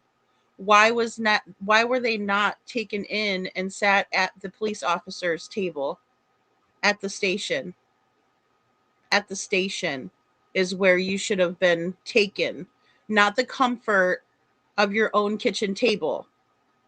That right there shows me that they botched an investigation. Not only that, Ken Widener on day 5 or 6, was it? I still have the video clip of it. He says he's going to go over and have tea and crumpets. He didn't say tea and crumpets. That was me. But you know what I'm saying. But he said he's heading over to talk to the parents like he does every morning and update them. Right, over tea and crumpets. But I put that part in, but that's the way it seems to me. Oh, not that they're, and they should be the prime suspects when Sebastian went missing from their house. Instead of doing Blue Star or luminol or dusting for fingerprints, they're sitting at the kitchen table making them feel comfortable as possible, probably drinking coffee and eating, maybe some donuts that Katie made. She's quite the gourmet, from what I can hear, from what I've heard. It's interesting to me that they were able to stay in the comfort of their own home. I don't think they searched the house properly at all, Shadow. I don't. They certainly searched Seth's house. They tossed Sebastian's room. Unbelievable. Hey, Janet. And I do not think that they followed proper protocol at all. SA officer, you said it. I mean, I agree. It's not what we expect. And again, just allowing for them to sit there smug at their own kitchen table. I wonder if they had legal representation either on the phone or on a Zoom or something. Yeah, the real Me Too. Seth has been through so much with all of the BS when all he's doing is trying to find his son like any loving parent would. That's right. And he doesn't deserve any of it. He doesn't. And most of all, Sebastian, it's so sad that he's out there and these two just act so nonchalant and smug about it. Again, it is a point of anger when you see it. Perfectly Imperfect Boy Mom says, I can vouch for that. The trash truck doesn't run before 5 a.m. I have service with the same company. Yeah. And I suppose they were running like a little bit later, but they had to switch the route up because the neighborhood's really small. And obviously, you have school buses coming in and out. And so they did change the time a little bit. But yeah, thank you for that because as far as I know, and even when Terry Lynn has done drive-bys over there, the trash was picked up at 5:30 the one morning because B Sucks and Mommy Dearest was there to give the death stare, in my opinion, at certain friends and family, in my opinion. Yeah, well, and I think you could very well be right on that. They were there for a reason and they shouldn't have been. Nobody should have been able to come into the house at all because the only people that were there, according to Katie, was Katie and her son Sebastian, who's missing. So yeah, there shouldn't have been anybody else in the house. Okay, on their website it says, yeah. Well, and Perfectly Imperfect Boy Mom, I appreciate that, and I believe Bobby. I mean, do I think she's nosy? Sure, but that's nothing. I'm nosy as hell. I mean, I wouldn't be up here talking if I wasn't nosy, or talking about things that I found to be interesting publicly speaking. So, of course, if it was my neighborhood, I mean, look, if a little boy went missing from me next door, I would want to help find him. I would tell anything I knew. I would talk to other neighbors. We would all be trying to figure out what happened to him. That's all normal. What the Proud Feet are doing is not normal at all. What we're doing is very normal because we're concerned about what happened to Sebastian, and they're not, in my opinion. So we're eating biscuits and picky hors d'oeuvres. I believe so as legal representation. I'm thinking so, yeah, because I mean, obviously nobody gets treated like that. People get get to sit at the cops' kitchen table, not at their own. We'll just put it that way. And that's what we would expect until everybody's at least their phones have been downloaded, their whereabouts have been checked, everything checking out, alibi wise, the house has been processed like it should. If you think that a child went out their door, wouldn't you dust for any fingerprints? Wouldn't you do these things anyway to figure out what happened? But it doesn't appear that they did. And when they did, it was a day late and a dollar short. You don't change over from an active search to a criminal investigation or otherwise, in my opinion, even if it's a missing persons investigation, you do those things from the start. It's simultaneous. It's not okay, we're going to try this, and then if this doesn't work, we're going to try that. No, you do everything. First things first, look for the child. They might not be far. If he ran away, especially without shoes on, he would be close, right? He wouldn't have made it far. Okay, I'm just going to put that out there with the terrain and everything. But also, on top of that, you need to be looking at whoever reported him missing, especially when they say to you that he's not wearing any shoes, one, again, but two, that all of the doors and windows were locked. That should be your first indication that something is not right with the story. And I'm not saying that Eric Craddock didn't find something wrong with the story. I think he did. He admitted it to, I believe it was Caitlin Quisenberry. He certainly admitted that and said, I'm not going to say he's barefoot. His mom said all of his shoes are accounted for at the house, but I'm not going to say that he's barefoot. Then he shakes his head no, and then he shakes his head yes. Yeah, I know that is early for the trash truck to come, right, Chuchi? Because it's loud. It is loud. Yeah, I do believe her too. I think she's very believable. Blessed in Florida says, so if Ellie is so sure it was a trash truck at 3 a.m., did they investigate why it would be in the neighborhood at that hour? No. That's a great question and a great point, though. Yeah, you would think that they would be wondering why it came so early. Nothing normal from day one. And in the county, you can absolutely call 911. Valley Gal, boom. And it's just so ingrained in all of us, right? Is that's what we do if there's something, an emergency. Even Letitia called 911 first, right? And then they had her call them the non-emergency number to report Gannon, but she even called 911 first. Less than 1% of missing children coffee crime and cat says less than 1% of children are stranger abductions. Where does that leave us, Katie and Christy? Right? Yeah. And they have to know, statistically speaking, everyone would look at them. And again, I just don't understand why they wouldn't try everything they could to show us that they didn't do it. Instead, they've done the exact opposite. And they've had, like I said, they have way bigger platforms than, many of us have, even myself, and for them to just pretend and act foolish up there and make us think they're guiltier, it's just beyond me, because it's not really funny at all. Rob Beanie says, I believe Bobby too, and I believe her children had didn't have anything to do with what happened that night. I don't think so either. I think that was very low what SF did, but we have to remember that Bobby was also on the phone with UA, Crimson, and Crabtree, and she didn't know she was being recorded. And so I don't think that she knew that like messing with them would make things blow back on her. I think she just thought that they were friends, like they were friendly to her, and she trusted them. And they showed that they shouldn't be trusted.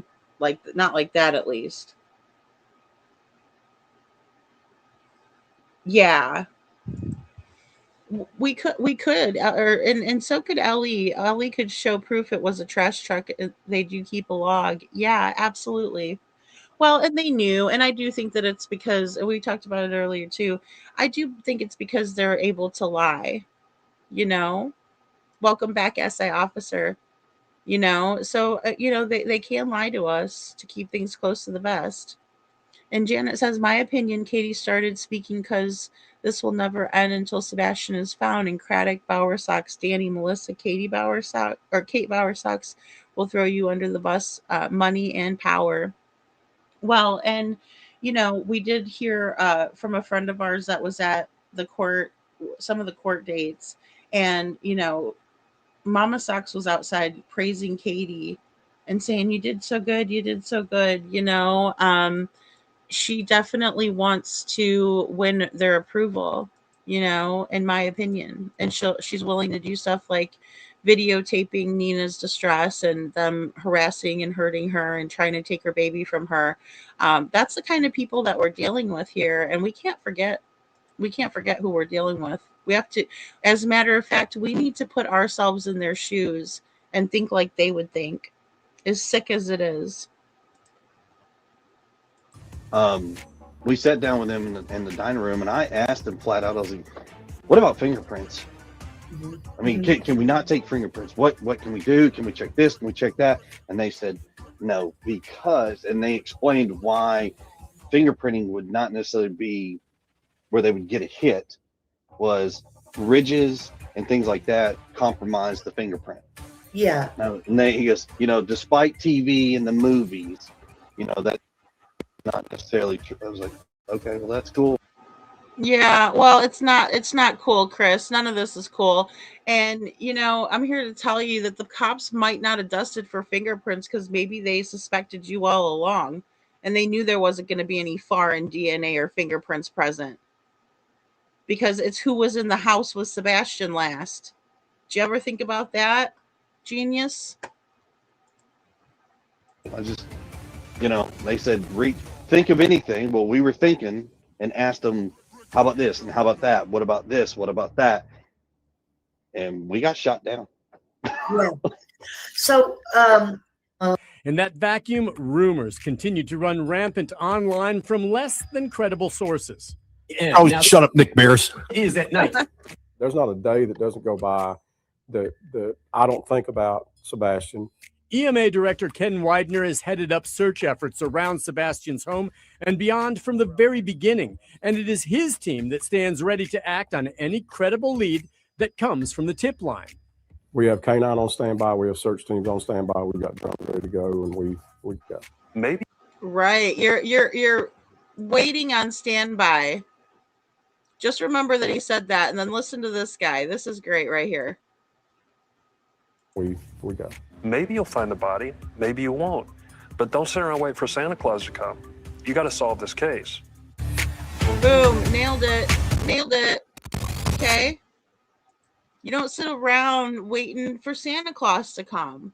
Look, I gave you guys credit where credit's due. Now I'm back to on your asses again, because it's necessary. It's necessary, especially when that's the last statement that you put out publicly. Right? Was that we're just waiting, we're manning the phone lines. It's not good enough. It's not good enough. Manning the phone lines for what? Waiting for Santa Claus to call? We have a whole child out there that needs to be found. And yeah, Janet, I did put that in the video. I took that part out just to kind of make it, a little bit smaller for what we were talking about tonight. But Smiley did ask about the bite marks on Chris's arms, and he's like, oh, no, that wasn't, no. And he explained it away. But we all saw it. We all saw the marks. They're actually on the screen tonight on my background, circled. So, yeah, they did. They absolutely did. In my opinion, SA officer says they manipulated everything to their favor in that whole circus, this, as per KP and her words, mess. Yeah, it is. And it's very messy. It is very messy, but they did it on purpose. Because again, they could have had every opportunity to get up there and act right, and they didn't. They chose to make a mockery of it, and talk badly about Sebastian, disparage him, talk about his stinky cheese that he likes, and oh, he's a stinky boy, and all of this. What mother does that? It doesn't. Even the people on the panel were uncomfortable. If I could feel that, how can you not feel that, not reading, being in the room? I wasn't even in the room. I'm an outsider looking into the room. You're sitting in the friggin' room and you're not getting it, Katie. You sound absolutely insensitive, and that's your child. It's weird. Hey, runs with scissors. But she's sitting right in the thick of it, and she's like, oh, I don't understand why nobody believes me. And Chris gets angry if we don't believe them. But why would we believe them? It's all bullshit. Yeah, well, and that's it too. In my opinion, get them back to Tennessee and we have control. Very litigious family. Yeah, and I agree with that. Um, it's part of the narcissism, I believe, because narcissists love court. They love it. They love to feel important. It's kind of almost reminds me of like how Munchausen people are, Munchausen moms, and I maybe there's dads out there, but it's mostly moms. They a lot of times like that feeling that they get from being doted upon in a medical situation. For lack of a better way, don't come for me either if I'm saying it malingering, whatever the hell it is. Those weirdos that like the attention for and they make themselves or others sick, right? By proxy would be making others themselves. They do it that way too. Um, it's the same concept to me, and it might not be even the same psychology, but it reminds me of that where they love to be in court. They love dragging people through that. Even if they don't win, they just still love it. It's just something that they will always do, and they'll always have things going, fires a burning in court. Um, So,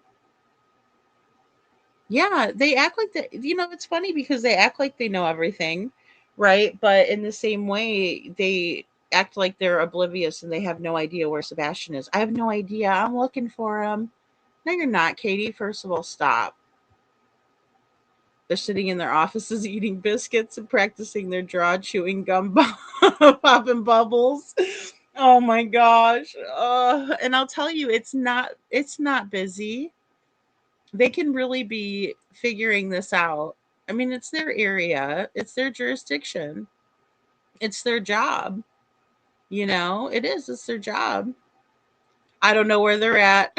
I don't know where they're at, but I can say they're in uh, Tennessee. I don't believe that they're in Maryland at all, but yeah, they're definitely um, in the area using their area to their advantage. So he's used to using his Willie, or excuse me, his. I said Willie. He's used to using his wily ways to get people to trust him. You're saying it now, yeah, yeah, yeah. KJ Mac, that's a really good point, and it's really strange. And again, I can only allege things, but it does seem like they were funneling money through chats and things like that. And I do think people were incentivized to jump on board, because so many that we hear from, so many local people will tell you that they were suspects from the very beginning. And it's all of the lies in the stories, right? SI officer, we see it, so and that's it, Janet.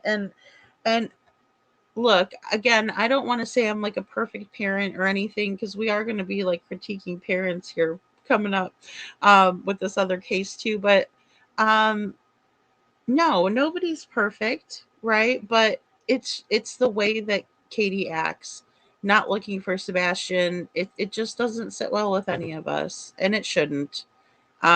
Because that means that he's being lost in the mix. Um, and they did lie under oath, in my opinion, the real Me Too. Yes. Um, Yeah, I heard they got a new sheriff runs with scissors, so I'm just glad. I hope they find Summer too. We haven't forgotten about her here, that's for sure. Um, so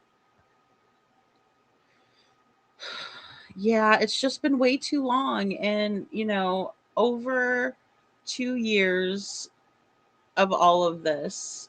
It's just pure grief and hell. Um, you know, and again, I really want to just continue to go back to the beginning, because I think there's going to be a lot of things we can take away from it especially knowing what we know now. So, but it's so frustrating, you know. I said the way he's used to using his willy. He has been married 6 times. Okay, so that's not completely wrong. um, he's just she's indifferent, and the opposite of love is indifference, and I think we feel that. Coffee Crime and Cats, really well said. um and it's not, and I don't fault Katie for the things, like if she goes to the salon, I don't fault her for that. I'm a woman, we go there, right? There's nothing wrong with that. It's just the way that it's always poorly executed with Katie, right? So I could get up here and I could be like, look guys, I think that Katie going to the salon is perfectly normal, right? She's entitled to do her thing, in the community. She hasn't been arrested, da da da, right? But then the woman parks in a handicap spot. And everything that I could, oh, sorry, real me too 5 times. Thank you. Thank you. So, I mean, it's using this Willie quite a bit. But thank you. Yeah. So, I mean, here's the thing. When she does something like that, guys, I can't, I can in good faith stick up for this lady, right? I try to even be neutral with Katie, and I can't be because everything she does is so poorly executed, and she does it to herself every time. I don't have to do anything besides watch and then point it out to you guys, right? Here's the obvious. Are you guys seeing this too? Okay, perfect, right? So again, it's difficult, and I'm not here to advocate for Katie or Chris or the Bauer Sox. I'm here to advocate for Sebastian, and again, when I see family members that are seriously trying to get to the bottom of what happened to their loved one, I'm always going to give them a platform. I'm always going to talk about the case, um, and highlight their efforts. And again, it just puts me in a bad position, right? Because what am I supposed to say? um He might be possibly headed towards 6. I just think that now they're in it to win it. You know what I mean? Unless the case really dies down, I think they're kind of having to stick together no matter what. And that's what makes me believe that Chris has involvement, the real Me Too. Because if he didn't, he wouldn't be sticking around. If his family didn't have guilty knowledge or some sort of involvement, or he didn't, Katie would be 100,000 million bajillion percent on her own. They have no familial ties. They're just married, in my opinion. And that's the reason why I truly, truly, truly believe that, they haven't broken up. There isn't a wife number 6. So, yeah. Oh, that's sweet. Runs with scissors. Seth was in here in the bushes earlier and he came out to say hi. So I will definitely let him know, and, or if he's watching the replay or whatnot. Sending love and light to Seth. The truth can't hide. What is done in the dark comes to light. That's right. And, it's just a matter of time. Runs with scissors. It's just a matter of time. Really well said. Um, and, keeping that pressure on and the pressure mounting is very important, because even if we don't think that it's making a big impact on the people that are involved, that are truly involved and know what happened to Sebastian, it hits them very hard. Trust me. That burden that they're carrying is not a light burden to carry, right? Because the truth is trying to come out always. And you always have to keep on trying to cover it up. You can never relax or rest, truly, because you're on the hook. You're on the hook for it. And in my opinion, they are. They're deep into it. Um, you know, so much for a happy ending on that. So much for them thinking that we weren't going to um, that Sebastian would fall to the bottom of a feed somewhere, like Katie says. That's not gonna happen. Thank you, Runs with Scissors. Thank you so much. Yeah. That one is really cool. I love that one because it looks like she's in like London or something like like that. Thank you. The hat is cool. I like the steampunk detective look. I know Chi has her detective on her avatar too, so I thought that was cool. Um, I the real Me Too. That's the way I see it. They're stuck together. How miserable is is that? Yeah. And it would be because we have to remember too, things between them were not good, right? There was a lot of turmoil between the two of them. And a lot of it they were blaming on Sebastian, but deep down inside they knew, in my opinion, that it wasn't just Sebastian. It was them too. They would have to recognize that. Um, yeah, and all that happened before another court case. Sebastian gone poof. Exactly, Janet. And that's another thing that we just have to keep considering because we're going to find more pieces of truth in that than we will in, went to go wake him up for school and he wasn't there. Okay, Katie, tell us another whopper. Because again, you don't just go to your kid's room and poof, they're gone and the windows are all locked and the doors are all locked and there's no footage of them ever anywhere. That is never going to work. And that's one of their big mistakes is they thought they were going to pass off this hokey ass story, and it might have worked for the police in Sumner County. It might have, without the public's pressure. That's why it's so important.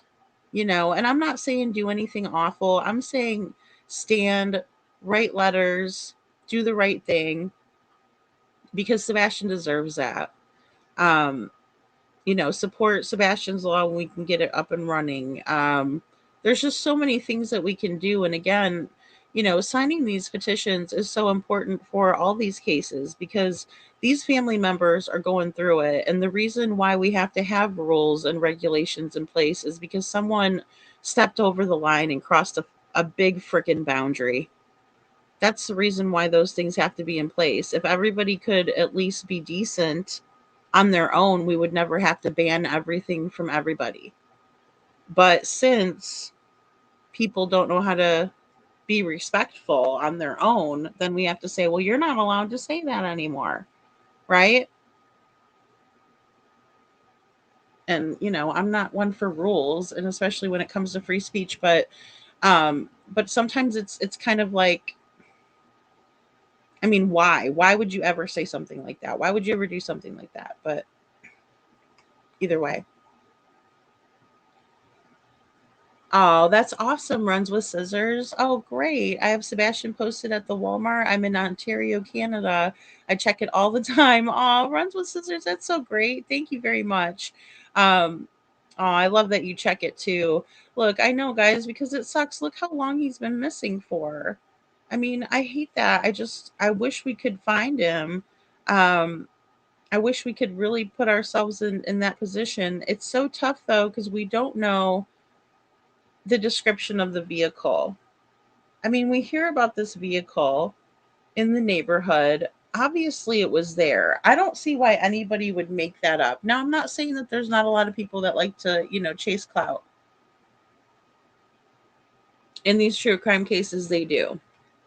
They absolutely do.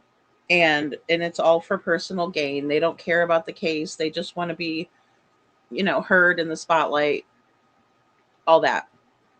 But I don't believe that that's the reason why Bobby came out. I think she was trying to give out information, and I think it was freaking her out that this was going on in her neighborhood, and rightfully so.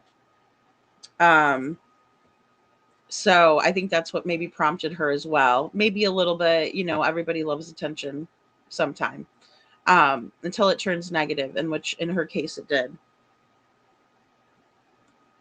But I just don't think without any evidence that anybody would come out and say that there was this car and oh my gosh, it was turned, it was sitting here and you know, it was in the neighborhood and then it was gone, but we never get a description or a license plate or anything.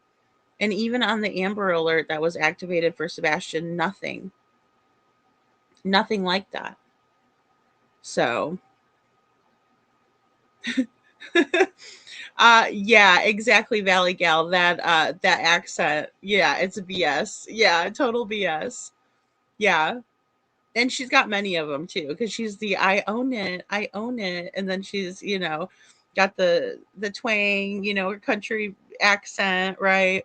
And I typically love accents, but when they're authentic, it's a lot more fun to listen to. But when you realize you're being duped by it, it's like, oh, give me a break.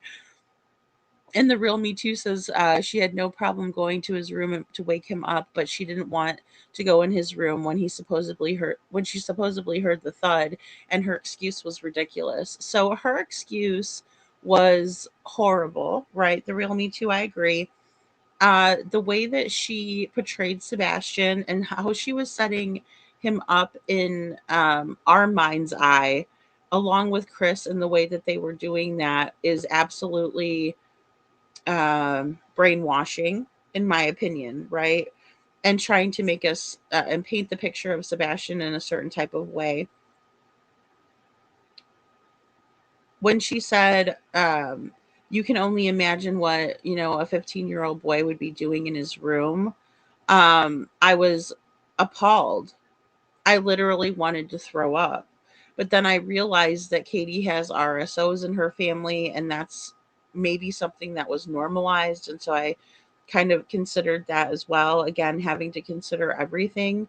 But for a mother to say that publicly and then to shame his father for telling the public information that is going to help us have a deeper understanding of what may have happened to him. Talk about gaslighting to the max. Talk about projection. Talk about someone scolding someone else and being such a hypocrite when you're willing to do all of that. And not only that, before that, her husband was going from panel to channel talking about how Sebastian liked to have accidents, and he didn't say it nicely. I'm going to tell you right now, that was also one of the most ridiculous things I've ever seen. So, oh, yes, SA officer, I know. Well, I'm a mod for Jen, and she came in there, and so I was nice and said hello because I have to be hospitable when I have a wrench. So I had to be nice and say hello. But no, I don't have that person's not allowed in the chat anymore because they can't be doing that stuff to us. We're a very caring community here, and we still love everybody and don't wish bad for them. But in the same way, we have to set up our boundaries and say no more, especially if you're going to make up stories about health struggles, because that's scary. We were all very scared for that person. And again, guys, manipulation is not friendly, right? It's not love. It's not friendly. It's something to really look out for as a huge red flag, in my opinion. So, well, and that's a good point. As that officer says, and in my opinion, she was shoving the phone in his face that morning, trying to remember happier times. Distraught. It took place 24 hours prior.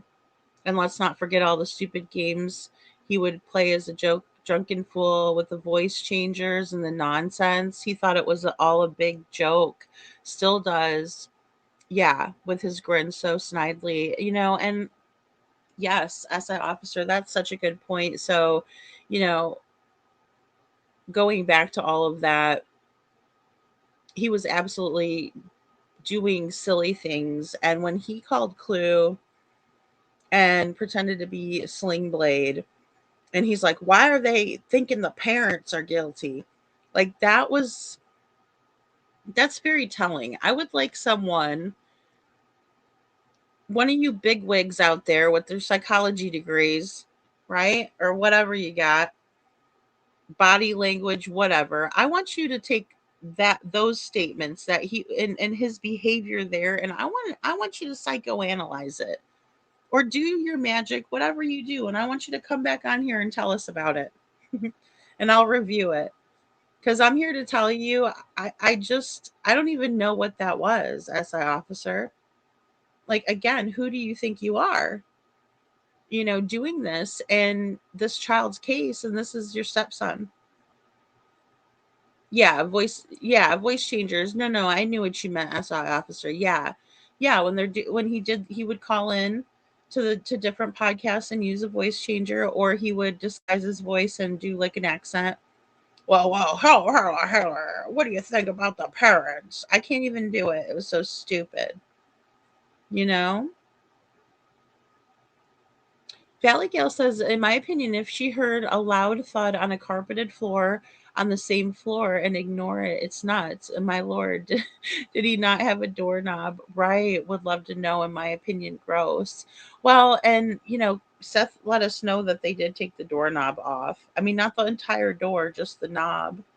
And I agree, a thud on a carpeted floor is different than one on a hardwood floor, for sure, right? Because if the other day, I think I even dropped my phone on the live because I had it plugged in, I didn't realize it. And you could hear it on the hardwood. Well, this is laminate, it's not real wood. But you could hear it, right? But if you do it on a carpeted piece, it's going to muffle the sound a little bit. So yeah, if she heard something like that, that had to have been a big deal. And then also Brandon Carter, whoever was writing that FBI release that they put out, said it was a bang. I mean, that's a big jump from a noise to a thud to a bang. And I'm sorry, but that's just not possible with the reasoning Katie was giving behind it, as the real Me Too stated. There's no reason for that. And that wouldn't even make sense if that was true, right? Like, say Sebastian was having some issues with, knowing when to do that and self-exploration, all of this, right? Let's just say that wouldn't cause the noises like she's explaining or any of that. It's gross. But that's that's what Katie wanted to paint for us. That's a picture of her son she wanted out there. And then get on panels and make fun of Seth describing his son in a loving, caring way. It's all so sick and twisted and deranged and demented.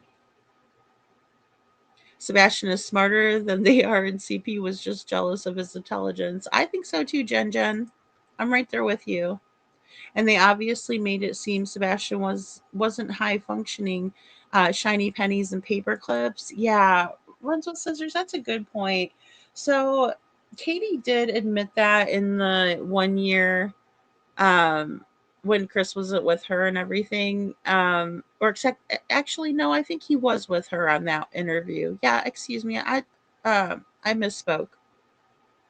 So they were together in that interview, and she did say that that the public perception might have been off, but the reason was because of them, right? Because Chris gets up with Katie on Duchess, and he's like, well, what you got to understand about Sebastian is his mind hasn't caught up with his body yet, right? So in our view, and if anybody's interpreting that um and taking it for what it is and how he's saying it, just how it is, we're going to think that Sebastian is, a 15-year-old with autism, but he might be more in his mind like 12 years old or 13, right?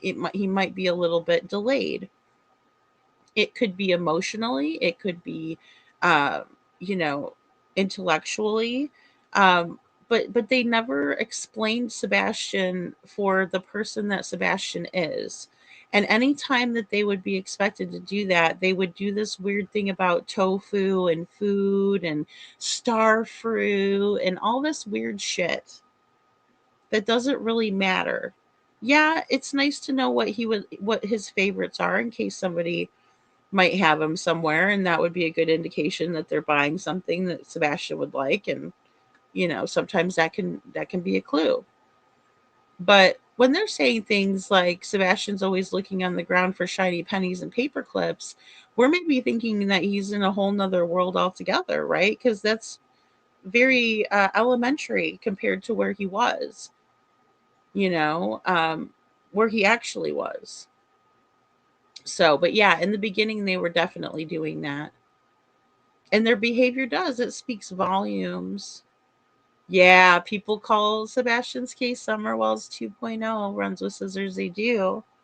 Yeah, we need a behavior analyst, don't we? SI officer, we do. I want them to look at that behavior specifically because I don't know what it means. I'm just a regular ass person over here, but I want to know what their take is on it. Why would and really just preface it with this question: why would this behavior be present in the stepfather of a missing child? I mean, I'm willing to bet my bottom dollar that guilt is going to be on the top of that list. I'm not just saying it might be one thing, you know, it might be several, but I'm willing to bet guilt is up there. Sandwich, good to see you. Lady Freedom sounds like Chris McDonough. That's funny. Aw, Sam, I love that. Chris is he's pretty spot on now, isn't he? Aw, thanks, Sam. He was more highly functioning than you think. Some act like he was drooling full. Yeah, he wasn't. Right.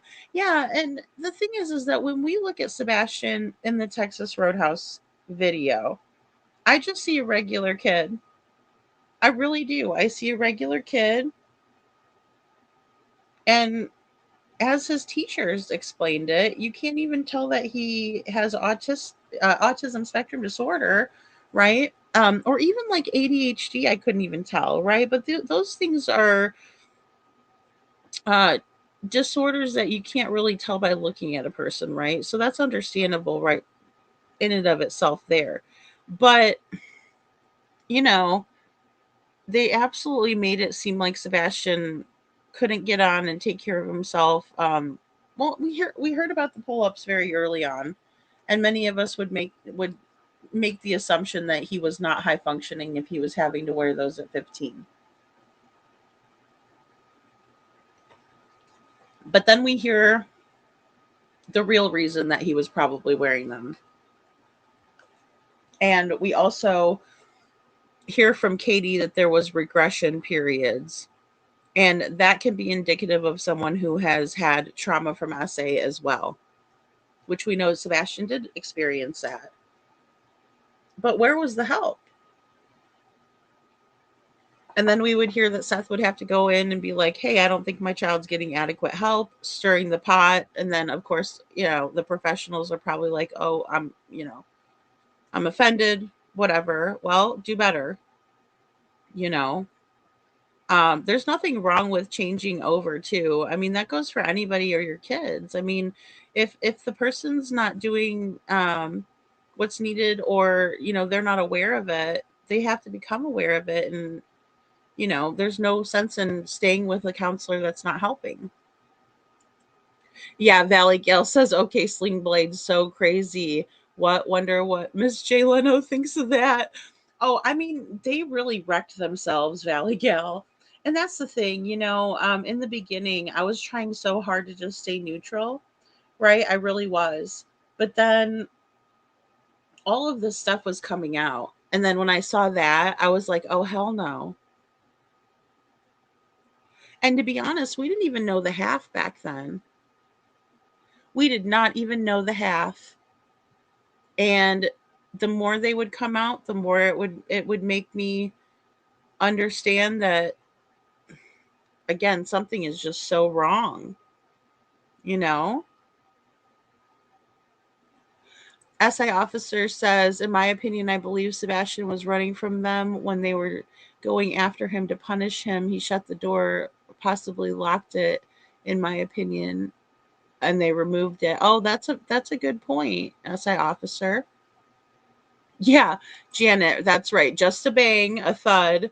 We all look if we hear a thud in our own house. I agree. Even if the dog is in the back bedroom or something. Oh yeah, if I heard a thud back there, I'd go check on him and say, "Are you okay, buddy?" He's not going to answer me back because he's a dog, but at least I'm checking on him, right? Because that's your house. Yeah. What if something fell and, I mean, I don't know. Yeah, I agree with you, Janet. There's no reason not to check it out. Yeah, absolutely. Yeah, and unwarranted, undeserved, pathetic what they did to Seth. Real me too. I agree. Um, I think the sound was made up. I think much of the story that we were given, again, the 50/50 theory that I have would be that 50% of what they're saying is the truth, and that 50% that's the truth is the stuff that we're seeing on camera for the most part. But that's the Texas Roadhouse footage we know already. Katie was trying to paint it in a way, and so was the TBI, by the way. And this is the reason why I wonder about the TBI in this case. Um, and it's because of their narrative that they tried to push about the Texas Roadhouse. And then we figure out that there's just no way, right? There is just no way. And let me make myself little here so you guys can see this whole picture. All right, maybe I'll put myself here. Okay, great.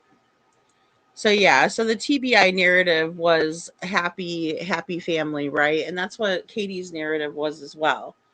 Oh, look at us. We were laughing, we were joking, we made spaghetti pancakes. Google it, y'all. But then what we really see at the Texas Roadhouse is a scolding. Is Katie telling Sebastian something that he doesn't want to hear and something that is hard to process, something that he gets nervous about, in my opinion, something he feels kind of defeated about. Katie's going, why? She's telling him what's up. And, this is the reason why I side-eye them.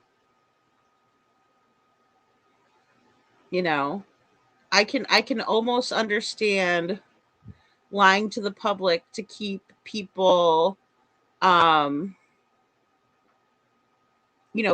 knowing details that might, impede the investigation or mess up the integrity or what have you. I can understand more than why they would put something like this out and continuously make it seem like Katie's mother of the year when she was the last one with Sebastian. So yeah, the food thing, there's always something with the food and then the role. I believe that too. Humiliation and punishment from Mr. Foot, because Katie doesn't have him wearing them in this. And maybe it was because she was sending him to a school, and maybe they had to not have any issues with that sort of thing, and that might have been another thing, another reason why. But yeah, exactly. You would absolutely check, right, KJ Mac? Yeah, for sure.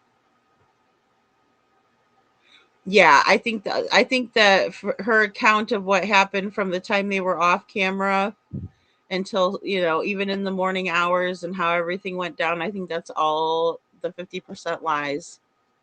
All of it. I mean, and they're the ones putting it out. They could have taken a picture from the Texas Roadhouse like this and showed it to us. They absolutely could have. But none of what they did was in my opinion, none of what they did that day was a fun thing for Sebastian. I mean, Sebastian didn't even like to eat steak very much, and she takes him to the steakhouse, and then she's taking pictures of him eating. Sandwich says a while back, Chris P said, I was asking them, what about this? What about that? I would love to hear the this and that. Yeah, Chris gave them, right? Interesting. Yeah, I mean, I would have to agree, Sam. Um, it's like I think Chris is such a bullshitter, right? And that's why he's making up this, oh, I was asking them, oh, what can we do? What can we do? Well, first of all, you could start telling the truth. That would help tremendously, and you wouldn't have to do anything besides start telling the truth. But again, when you have involvement, in my opinion, that's where you start lying and acting guilty. KJ Max says, I also think the thud was made up based on Foot not ever mentioning hearing KP respond to it. They were on the phone after all, talking, reading, sleeping, and responding to Sebastian. Yeah, and taking care of the dogs, absolutely. Yeah. Yeah, well said, KJ Mac.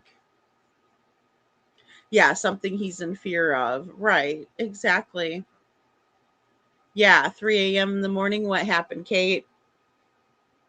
Yeah, his body language spoke for him. I agree, Runzel Scissors. There's a lot to see. There's a lot to see in the Texas Roadhouse video that shows that Katie is completely BSing too about the whole situation, how it went down. We can see why she ran up there to get the footage. She didn't want to be seen on camera because she knew that it wasn't that she was telling Sebastian what she was telling him at the table. She knew we would see her with the green hoodie, in my opinion. Well, and she might have told him to go to the restroom. That's a good point, Runs with Scissors. They have not asked for the public's help informing us of any vehicles. They have not followed up on leads, intentionally ignoring credible sources. Failure of protocol, come on, not buying it. I agree, SI officer, and they certainly dropped the ball in the beginning. And he did not look happy at the Texas Roadhouse, in my opinion. And the real Me Too, neither did Katie. Katie did not seem like she was happy at all or trying to make it a good time for, conversating with him or anything. Right. You won't let the marshals and you won't let the FBI take over, et cetera, et cetera. How much more crystal clear can it be, Mr. Chris? Yeah, great question. Yeah, and that's the thing, guys like Chris will get in wherever they can. And if they can use the children, say they're punishing them and it's actually abuse, he's going to play it off like that. He loves it. He loves the power and control, you know? Yeah, outside leaving, he was going over to the green hoodie. Well, and his eyes never left. And then there was that commotion, everybody looked that way. And we still haven't seen that bowling alley footage, KJ. I know, I'm hurt over it. I'm a little angry with that situation, right? Because I at least just want to know how it fits into the timeline. I guess I don't even have to see the footage of them at the counter. I mean, if Sebastian maybe showed that he was disappointed, maybe I would want to gauge his disappointment level, right? Because that might again speak to why there was tension at the restaurant. But it was so visible and you could see it. And it was more so excuse me, sorry, I took a drink of coffee. It was more so what Katie was doing and saying in her body language as well, that indicated all of that. So, but I would love to know, like, when they left the bowling alley, when they arrived and when they left. And did they go straight to the Texas Roadhouse or not? I mean, we'd be able to tell that by the footage. We wouldn't even need that answer. We'd have it. We can calculate that ourselves. But it's interesting to me, just to know that. Right. Because she did let Sebastian, according to Katie, she let him stay up a little later that night. But for what? What was his usual bedtime? 8:30. But I mean, that would have put them, if they would have bowled and they weren't expecting to bowl, and say they didn't, say they went straight to the Texas Roadhouse after the bowling alley. I mean, is that why they had extra time at home that night? Or were they planning on going bowling and eating a late dinner? I mean, and what did they eat for lunch? We're missing big parts of the day, you know, big lapses of time in the story. For one, Chris, you guys wouldn't have showed up at many of the vigils. You were promised everyone would be respectful, but you both decided not to come. Why? Right? The real Me Too. And why not have their own gathering or anything like that? Balloon launch, anything. Anything like that. It makes absolutely no sense whatsoever. You know, and one of our viewers was also talking about doing something like that, like a balloon launch, and putting the little missing cards, um, attaching them to the balloons. And I thought that was a great idea. But things like that would indicate that they're actually trying, and they never have. And instead, they incite chaos, right? And they send people that weren't invited, you know, that Sebastian doesn't even know. I believe it was day 2 when Ken Widener said on the local news that the family did not want their names, address out, etc. Yes, I do remember that too, Valley Gal, and they were very adamant about not being, um, you know, not making a public statement. But then they go on Duchess for the Missing, you know, instead, and then they set up the Holly Thompson interview. Um, and yeah, I find that to be very odd as well. Yeah, how quickly Green Hoodie was investigated, but nothing about Sebastian Craddock. Exactly. Yeah, we still don't know who the Green Hoodie is.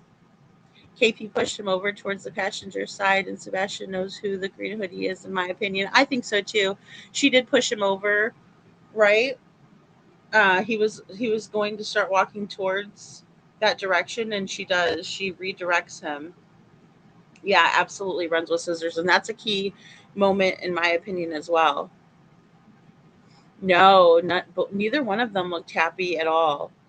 You know, and it's a long day that they had, no doubt. But why the heck was he trimming the nails of Nina's daughter anyway? Oh, I know. You know, that's a really good point, KJ Mac. I don't know. He had zero parental experience at that time, especially as a girl dad. I know. Yeah, why? Oh, he is so weird. He's probably like, you're not allowed to wear long nails.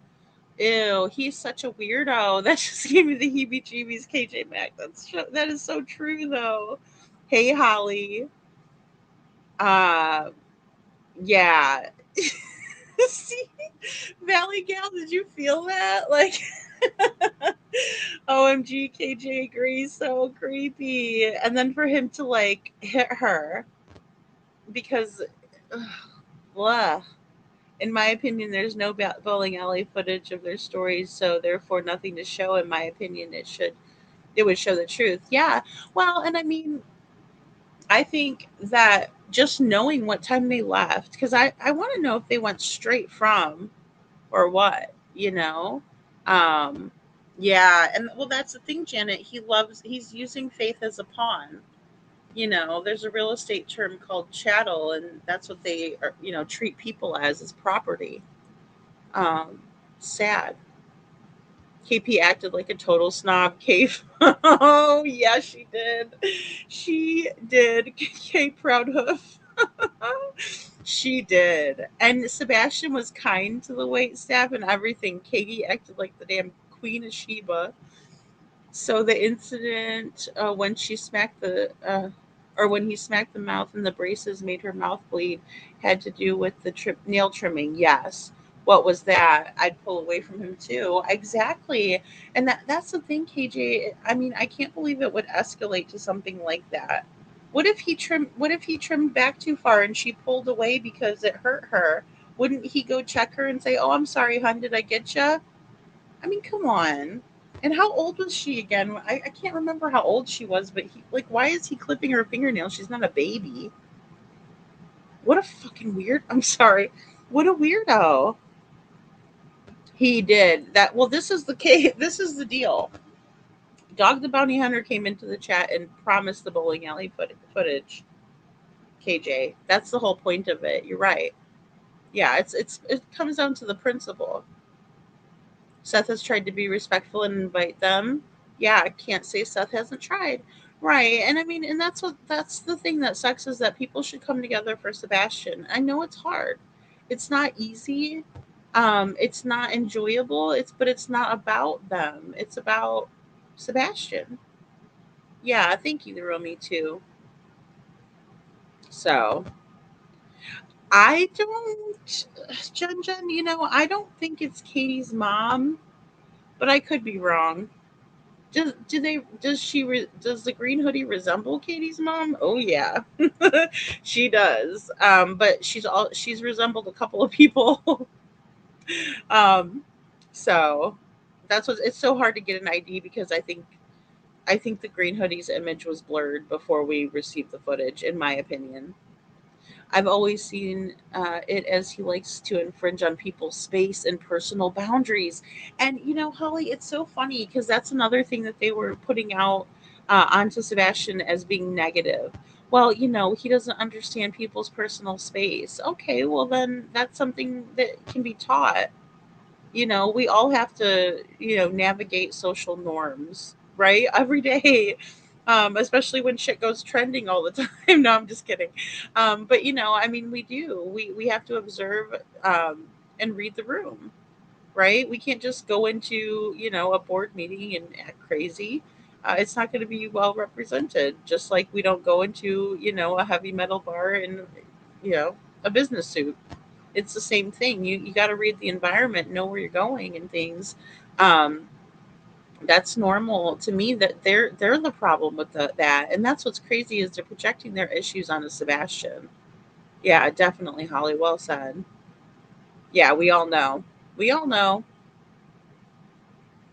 Yeah. Well, and see, and that's the thing. I do think that the green hoodie is a woman now that we get a better picture. Um, I will say that the one view where they're walking up, they have a more manly type stance, but as they get closer to the camera, it's easier to see that it is a woman. And they did use the women's bathroom, you're right, you know? So, yeah, I think so too, Shadow. Shadow says he didn't have lunch. That's why he was eating so much at the Texas Roadhouse. Yeah, he was eating pretty fast too, if from what I remember, Shadow. Yeah, that's a good point. So um yeah, totally totally insufferable.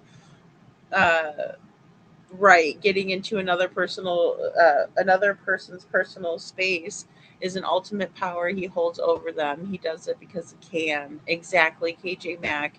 And that's why he goes over all of these he goes after, excuse me, not over but after women, in my opinion. And no one's ever going to make me believe any different, even though you could exhibit and go, see, look what I'm talking to, man. Okay. It's not going to change anything just because you're trying to convince me now. It's your actions prior to.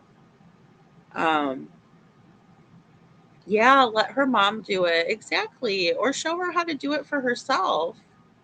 Like I said, she's not a baby. If you're teaching her hygiene, I mean, what are you going to do, Proudfoot? Be there every time she needs you to cut a freaking hangnail? I don't think so. All these things, please, someone explain the numerous wives. I don't get it. P.S. My dad never cut or even mentioned my fingernails. My dad used to yell at me for biting my fingernails. Yeah, that's a good point, though, Valley Gal. Exactly. But yeah, he's not going to be there. Like, why doesn't he show her how to trim them properly? Um, and again, if she pulls away, what if you got her and snipped her finger on accident? I hate cutting other people's nails. I hate cutting the dog's nails. I hate cutting all. It just, oof, I hate it. Um, Yeah, and Texana is shorter, Jen. That's what really brought me to my conclusion with Texana, because even though she looks a lot, like the green hoodie, in my opinion, she's shorter. And if we look at the booths and stuff and measure the height of the booths and add a couple inches, because we can see maybe that green hoodie standing a little bit taller than that. Um, it just seems to me, in my opinion, that it's not Texana. Um, and again, I really think that if they didn't blur the face out, we'd be able to see it, you know. Hello, Heather Marie. Love and light for to all from Southern Indiana, and love and light to you too. I hope you're doing well. It's good to see you. uh Craddock investigated Green Hoodie. Who was Green Hoodie? Right. Well, and then he shows the body cam and doesn't even show the face or anything. That just drives me bananas too. um why the F was he bothered by her damn nails? Girls have nails up and freak. I know exactly. Oh, he's probably like, you're not allowed to paint your nails until you're 25. You know, I mean, some of those rules that are that are put onto people from a narcissist are so outlandish, and they set unrealistic expectations on purpose. Again, it's a power and control ploy. Um, for people with little with little wankas. Um, I wonder if Mr. Chris made Sebastian eat timed like military, making him scarf down his food. You know, a lot of people talked about that too, where, you know, in military you only have a certain amount of time to eat. And again, I think some of those um I don't know what we would call them, rituals. I don't know, because I was not in the military, but some of that could be passed down. Look, and I've told you guys, you know, about my grandfather and stuff like that, and how my was a real neat freak and everything. It was because they, you know, grew up with my grandfather in the military and stuff, and so, you know, everything's in pristine condition. You know, everything's ironed, everything's, you know, perfect. So that could be something that's passed down for sure. You know, absolutely. But with somebody like Stepfoot, you know, they'll put that rule on you, and if you break it just a little bit or don't do it perfectly, you know, they take it as an opportunity to punish. And that's what's scary about Proudfoot, is because he likes to punish people, and he liked to punish Sebastian, in my opinion. He's pure evil. And Katie was right on board with all of it too, so she's no better, you know. Craddock likes to chomp that gum. Uh, oh, Lady Old Tex, you know how I feel. Valley Gal. I mean, you know, we did have to explore that option, especially all the grief she was giving Seth and how she was working with Mama Socks and Chris Proudfoot to try to sue him and this person and that person. I mean, we had to look into that. You know, there's something to be said about somebody that's going to do that. And, you know, we were talking about it too. And I told you guys about, you know, Stephen King, The Stand, and you have that little guy like, my life for you. Like, you have those people out there, right? They don't have a skin in the game. Nobody's paying them. Nobody asked them to do it. You have those people out there that are just batshit crazy that will do it so they get a pat on the head and a treat from the leader, you know, from the master. But, but there's absolutely people that they're enlisting to do dirty work for them, in my opinion, when it comes to the Foot Clan, you know. But many of the things they do historically has been keeping it in the family, right? And they do it as a family. You know, they like to terrorize people. They're known for it. It's what they're known for in the area, you know. So, and that's really deterred people from helping, in my opinion. Well, and it is a particular type, SI officer, and that's what's really sad, because it's somebody that has a low self-esteem, or they don't have anybody else, and so they see that opportunity to have people that have their back in a close-knit family, and, you know, that's appealing. You know, it's appealing to them because they don't have anybody, and they're not used to having that. And once they do, it's like that. I mean, everybody likes to feel like they belong, but in the same way, it's for bad reasons, you know. But I agree, it takes somebody with a really low self-esteem to be with somebody that acts like that, you know. So, but I truly believe that CP has a tumor in his brain somewhere for his anger issues. You know, SI officer, that's interesting. Um, because I've never thought of that, but I mean, it would explain some things. I really feel like it's just total narcissism. But Napoleon complex for sure. For sure. So Sebastian has no friends at their home, and that was normal. Yeah, I mean, that was a big red flag, I think, Janet, for all of us. Like, especially when Chris and Katie were saying like he wants friends, he's asked for friends for Christmas and things like that. Um that was a big red flag for all of us, right? Because I mean, even though it is hard to make friends when you're a kid sometimes, it's a lot easier than when you're an adult. So, most of the time you can, you know, see how they might have like maybe one or two really close friends, and then, otherwise, um, they're not the most popular kid at school, but they have friends. But the big red flag was that Sebastian didn't have any friends that he would hang out from school or the neighborhood, and he didn't have access to like a phone or anything to communicate, right? So he had access to the calculator, and Seth said that also, in the March 28th interview, um, that we watched earlier in the day show. So, um, you know, there wasn't a whole lot that he could communicate with, but you would think there would have been someone or something. And then, when you look at the neighborhood, there's several in-ground pools, and you think to yourself, well, why wasn't Sebastian ever invited over? But if we go and we think about what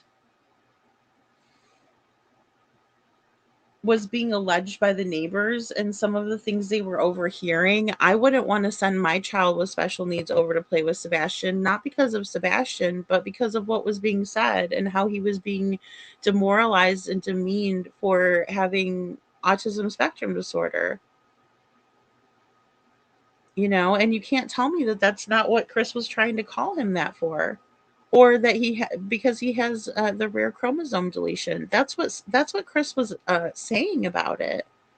So why would anyone let any child go over there to play? Like, I wouldn't even want them playing in the yard with Chris out there just doing and saying these things in the yard in front of everyone. And that's one thing about Chris that I just can't really pinpoint, because narcissists love to um they love to get adoration from the community and from the public and from, outward sources, right? They like to look good in public. And he doesn't give a shit. And so it's very odd, right? He likes being the villain. He likes to play it well, in my opinion. Usually they're sweet as pie until they get behind closed doors. With Chris is very outward with his rage, with his narcissism, with his disdain and dislike for poor Sebastian. I mean, I've never really seen anything like it. I'm sure there's other cases like it. But to this magnitude and how outward it is, it's kind of frightening. And especially for Sebastian, because he had to live with it and he had to be walking on eggshells. And we know that they have the CPS reports, right? 1, 2, 3, 4, a fifth one right before he went missing. Maybe a month, give or take, before he went missing, is a fifth CPS report that is still open. No one knows what's in it. No one knows what Sebastian truly endured besides his father. And knowing that knowledge and having that knowledge, that's got to be really, really tough. And Chris and Katie come out and they act like it ain't no thing. SI officer, yeah. They isolate. They isolate. They do. So, um, Valley Gale says, in my opinion, his mother needs to get off her ass and take him to events and programs to make friends. It's not hard. And she's lazy and self centered, in my opinion. Yeah. And, it's about finding what the kids like to do, right? And I know that Sebastian maybe had some limitations, but yeah, there's plenty of things and clubs and things that they could be doing. And Seth did just that, right? Sebastian had a support system with Seth, friends, people to socialize with. We all need that, guys. Like, none of us are above that. I mean, even the most miserable bastards, that's why they're the most miserable bastards, because they're lonely and they don't have nobody, right? And that's sad for them. They need friends too, right? But we all need people. I've always said that.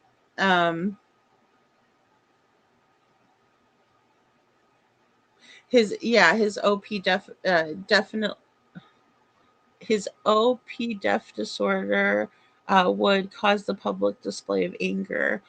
Oppositional defiant. Oh, I got you. Sorry. KJ, I haven't had enough coffee. No, I got you. Yeah. So with yeah, I I honestly think that Chris is the one with the major disorders over Sebastian. I think that Chris absolutely cannot stand anybody saying anything about anything, and it just sets him off. But I think mostly he's mad that he can't manipulate us. I think that's what pisses him off the most. So that's my opinion. Yeah, he loved to swim. And, one thing that was really eye opening when Justin showed the picture and zoomed in on his water shoes when he's sitting in the big flamingo in the pool, I'm like, he's wearing water shoes, like shoes in the pool, and don't tell me that he just left without any shoes. It's always really bugged me since he came out with that. It was like, really put things into perspective, right? About how Sebastian liked his feet covered when he was outdoors. Doesn't matter if he's in the pool or not. He's covered. He has his feet covered. And those are the things that we need to know. Over whether he's tried starfruit or not. You know, Again, that's just my opinion. Um, well, guys, I'm gonna hop off here so I can get another video put out for you guys so we can have something to review. But I'm so glad you guys all came by and said hello tonight, and I appreciate each and every one of you guys. And let's keep putting our heads together. It's a dark place to put ourselves, but we have to try to put ourselves in their shoes and see what they would do and follow the facts of what we know. Um, and maybe remind ourselves of little things that we, haven't thought about in a while. So good night, the real me too. Thank you so much for being here. I really appreciate all you do for Sebastian's army. And you guys, we just got to stick together and keep putting that public pressure on and keep talking about Sebastian, keep sharing his flyer. That's the biggest thing that we can do, right? But also, like I said, I would love to just continue to deep dive into the beginning of the case and some of the things that have been going on, and how we can put things into perspective now, and look at it from a fresh set of eyes. Hindsight's always perfect, so um perfect vision. Thank you, Jen. Thank you guys so much. Oh, thank you, Detroit. Thank you, Coffee Crime and Cats. I really appreciate you guys a lot. And I will see you guys all. I will try to do another show probably like around same time as I did today, like maybe around 3 o'clock Eastern. So maybe we can get a little bit in. I still have to check back and make sure I'm getting all of the news stuff, but I think we'll probably do a little bit of the Pascal review. So thank you, Valley Gale. Thank you guys so much. And again, welcome to all of our new Dragon Tribe members. If you guys become a member, definitely hit up the Discord. it's a lot of fun in there. Most of the time people are just sharing the links and things like that. And so, definitely check us out there. And if you want to talk more about Sebastian's case and kind of deep dive into these subjects that we're talking about, the War Room is also a really good Discord that we have set up. I got to get some stuff posted in there, but we're still, always open to continuing the conversation. And if there's something that you think of and you're in the War Room, please say it. The worst thing that will happen is that Chuchi might flag your comment and, erase it, or one of the other mods. But that's the very worst that could ever happen. The very best case scenario is that you opened our eyes to something that none of us thought of before. And that's the beauty of free speech and expressing ourselves and telling people what we think and speaking our mind, because you never know what somebody might be holding back, right? And they're like, oh, I don't want to say that. That sounds stupid. But it's not. It's the key. You hold the key. And that's what we're trying to do with the War Room. It's really important to me. It's a big passion of mine. I know it is for Chuchi, and our friend Libra that helps out in the chat, and all of our friends there. So just definitely hit that up if you guys want to continue the conversation over there. And mods, thank you so much for dropping the links that are important, guys. Please go sign the petitions that we put in the chat tonight. They're very important and good causes. I think they're super worthy, or I wouldn't have you even bother with them. But our mods are doing a great job of, putting those resources and the different petitions that we can help sign for the victims in a horrible, horrible crash with young people that it should have never happened. It's so sad. It breaks my heart. And when I look at these cases, guys, I really try to be neutral, and I really try to look at it from everybody's lens, right? As a person, again, not in the room, but looking into the room and watching, from a bird's eye view. And it is so sad all around, but the way that this little girl is being sensationalized, I only have to remind you of that little gremlin, Gypsy Rose Blanchard. Okay. So let's just keep her in mind when we're feeling sorry for somebody that did something horrific, right? Because there was no breaking. It was 100, it was 0 to bitch, and 100 and a brick wall, right? And two wonderful young men are not with us anymore. So we're going to also get into that case as well. I think it's really important. So, oh, thank you, Bo. Thank you so much. Yes, it is Discord. It is Shadow. I have a link to it in the members tab. And it's a picture with like Jackie Chan and Chris and Katie. I don't know. Don't ask me. You guys don't want to be up in this brain. But I just thought it'd be it's a silly post that says y'all when Jackie Chan in Rush Hour, he's like, y'all, you'll see it there. So, but I do have to get some members only content out for the War Room. I want to make sure I have everything. And again, guys, don't think that you're going to miss out big time. A lot of what we're going to talk about in the War Room is going to be brought into the conversation here, but I wanted to give it us a dedicated place to discuss those topics. And I wanted to put it a little bit higher tier just because that way we would get less trolls, right? If you're serious, you're not going to, you'll pay, rather than, if you're trolling, you're not going to want to do that, right? So that's the whole idea there.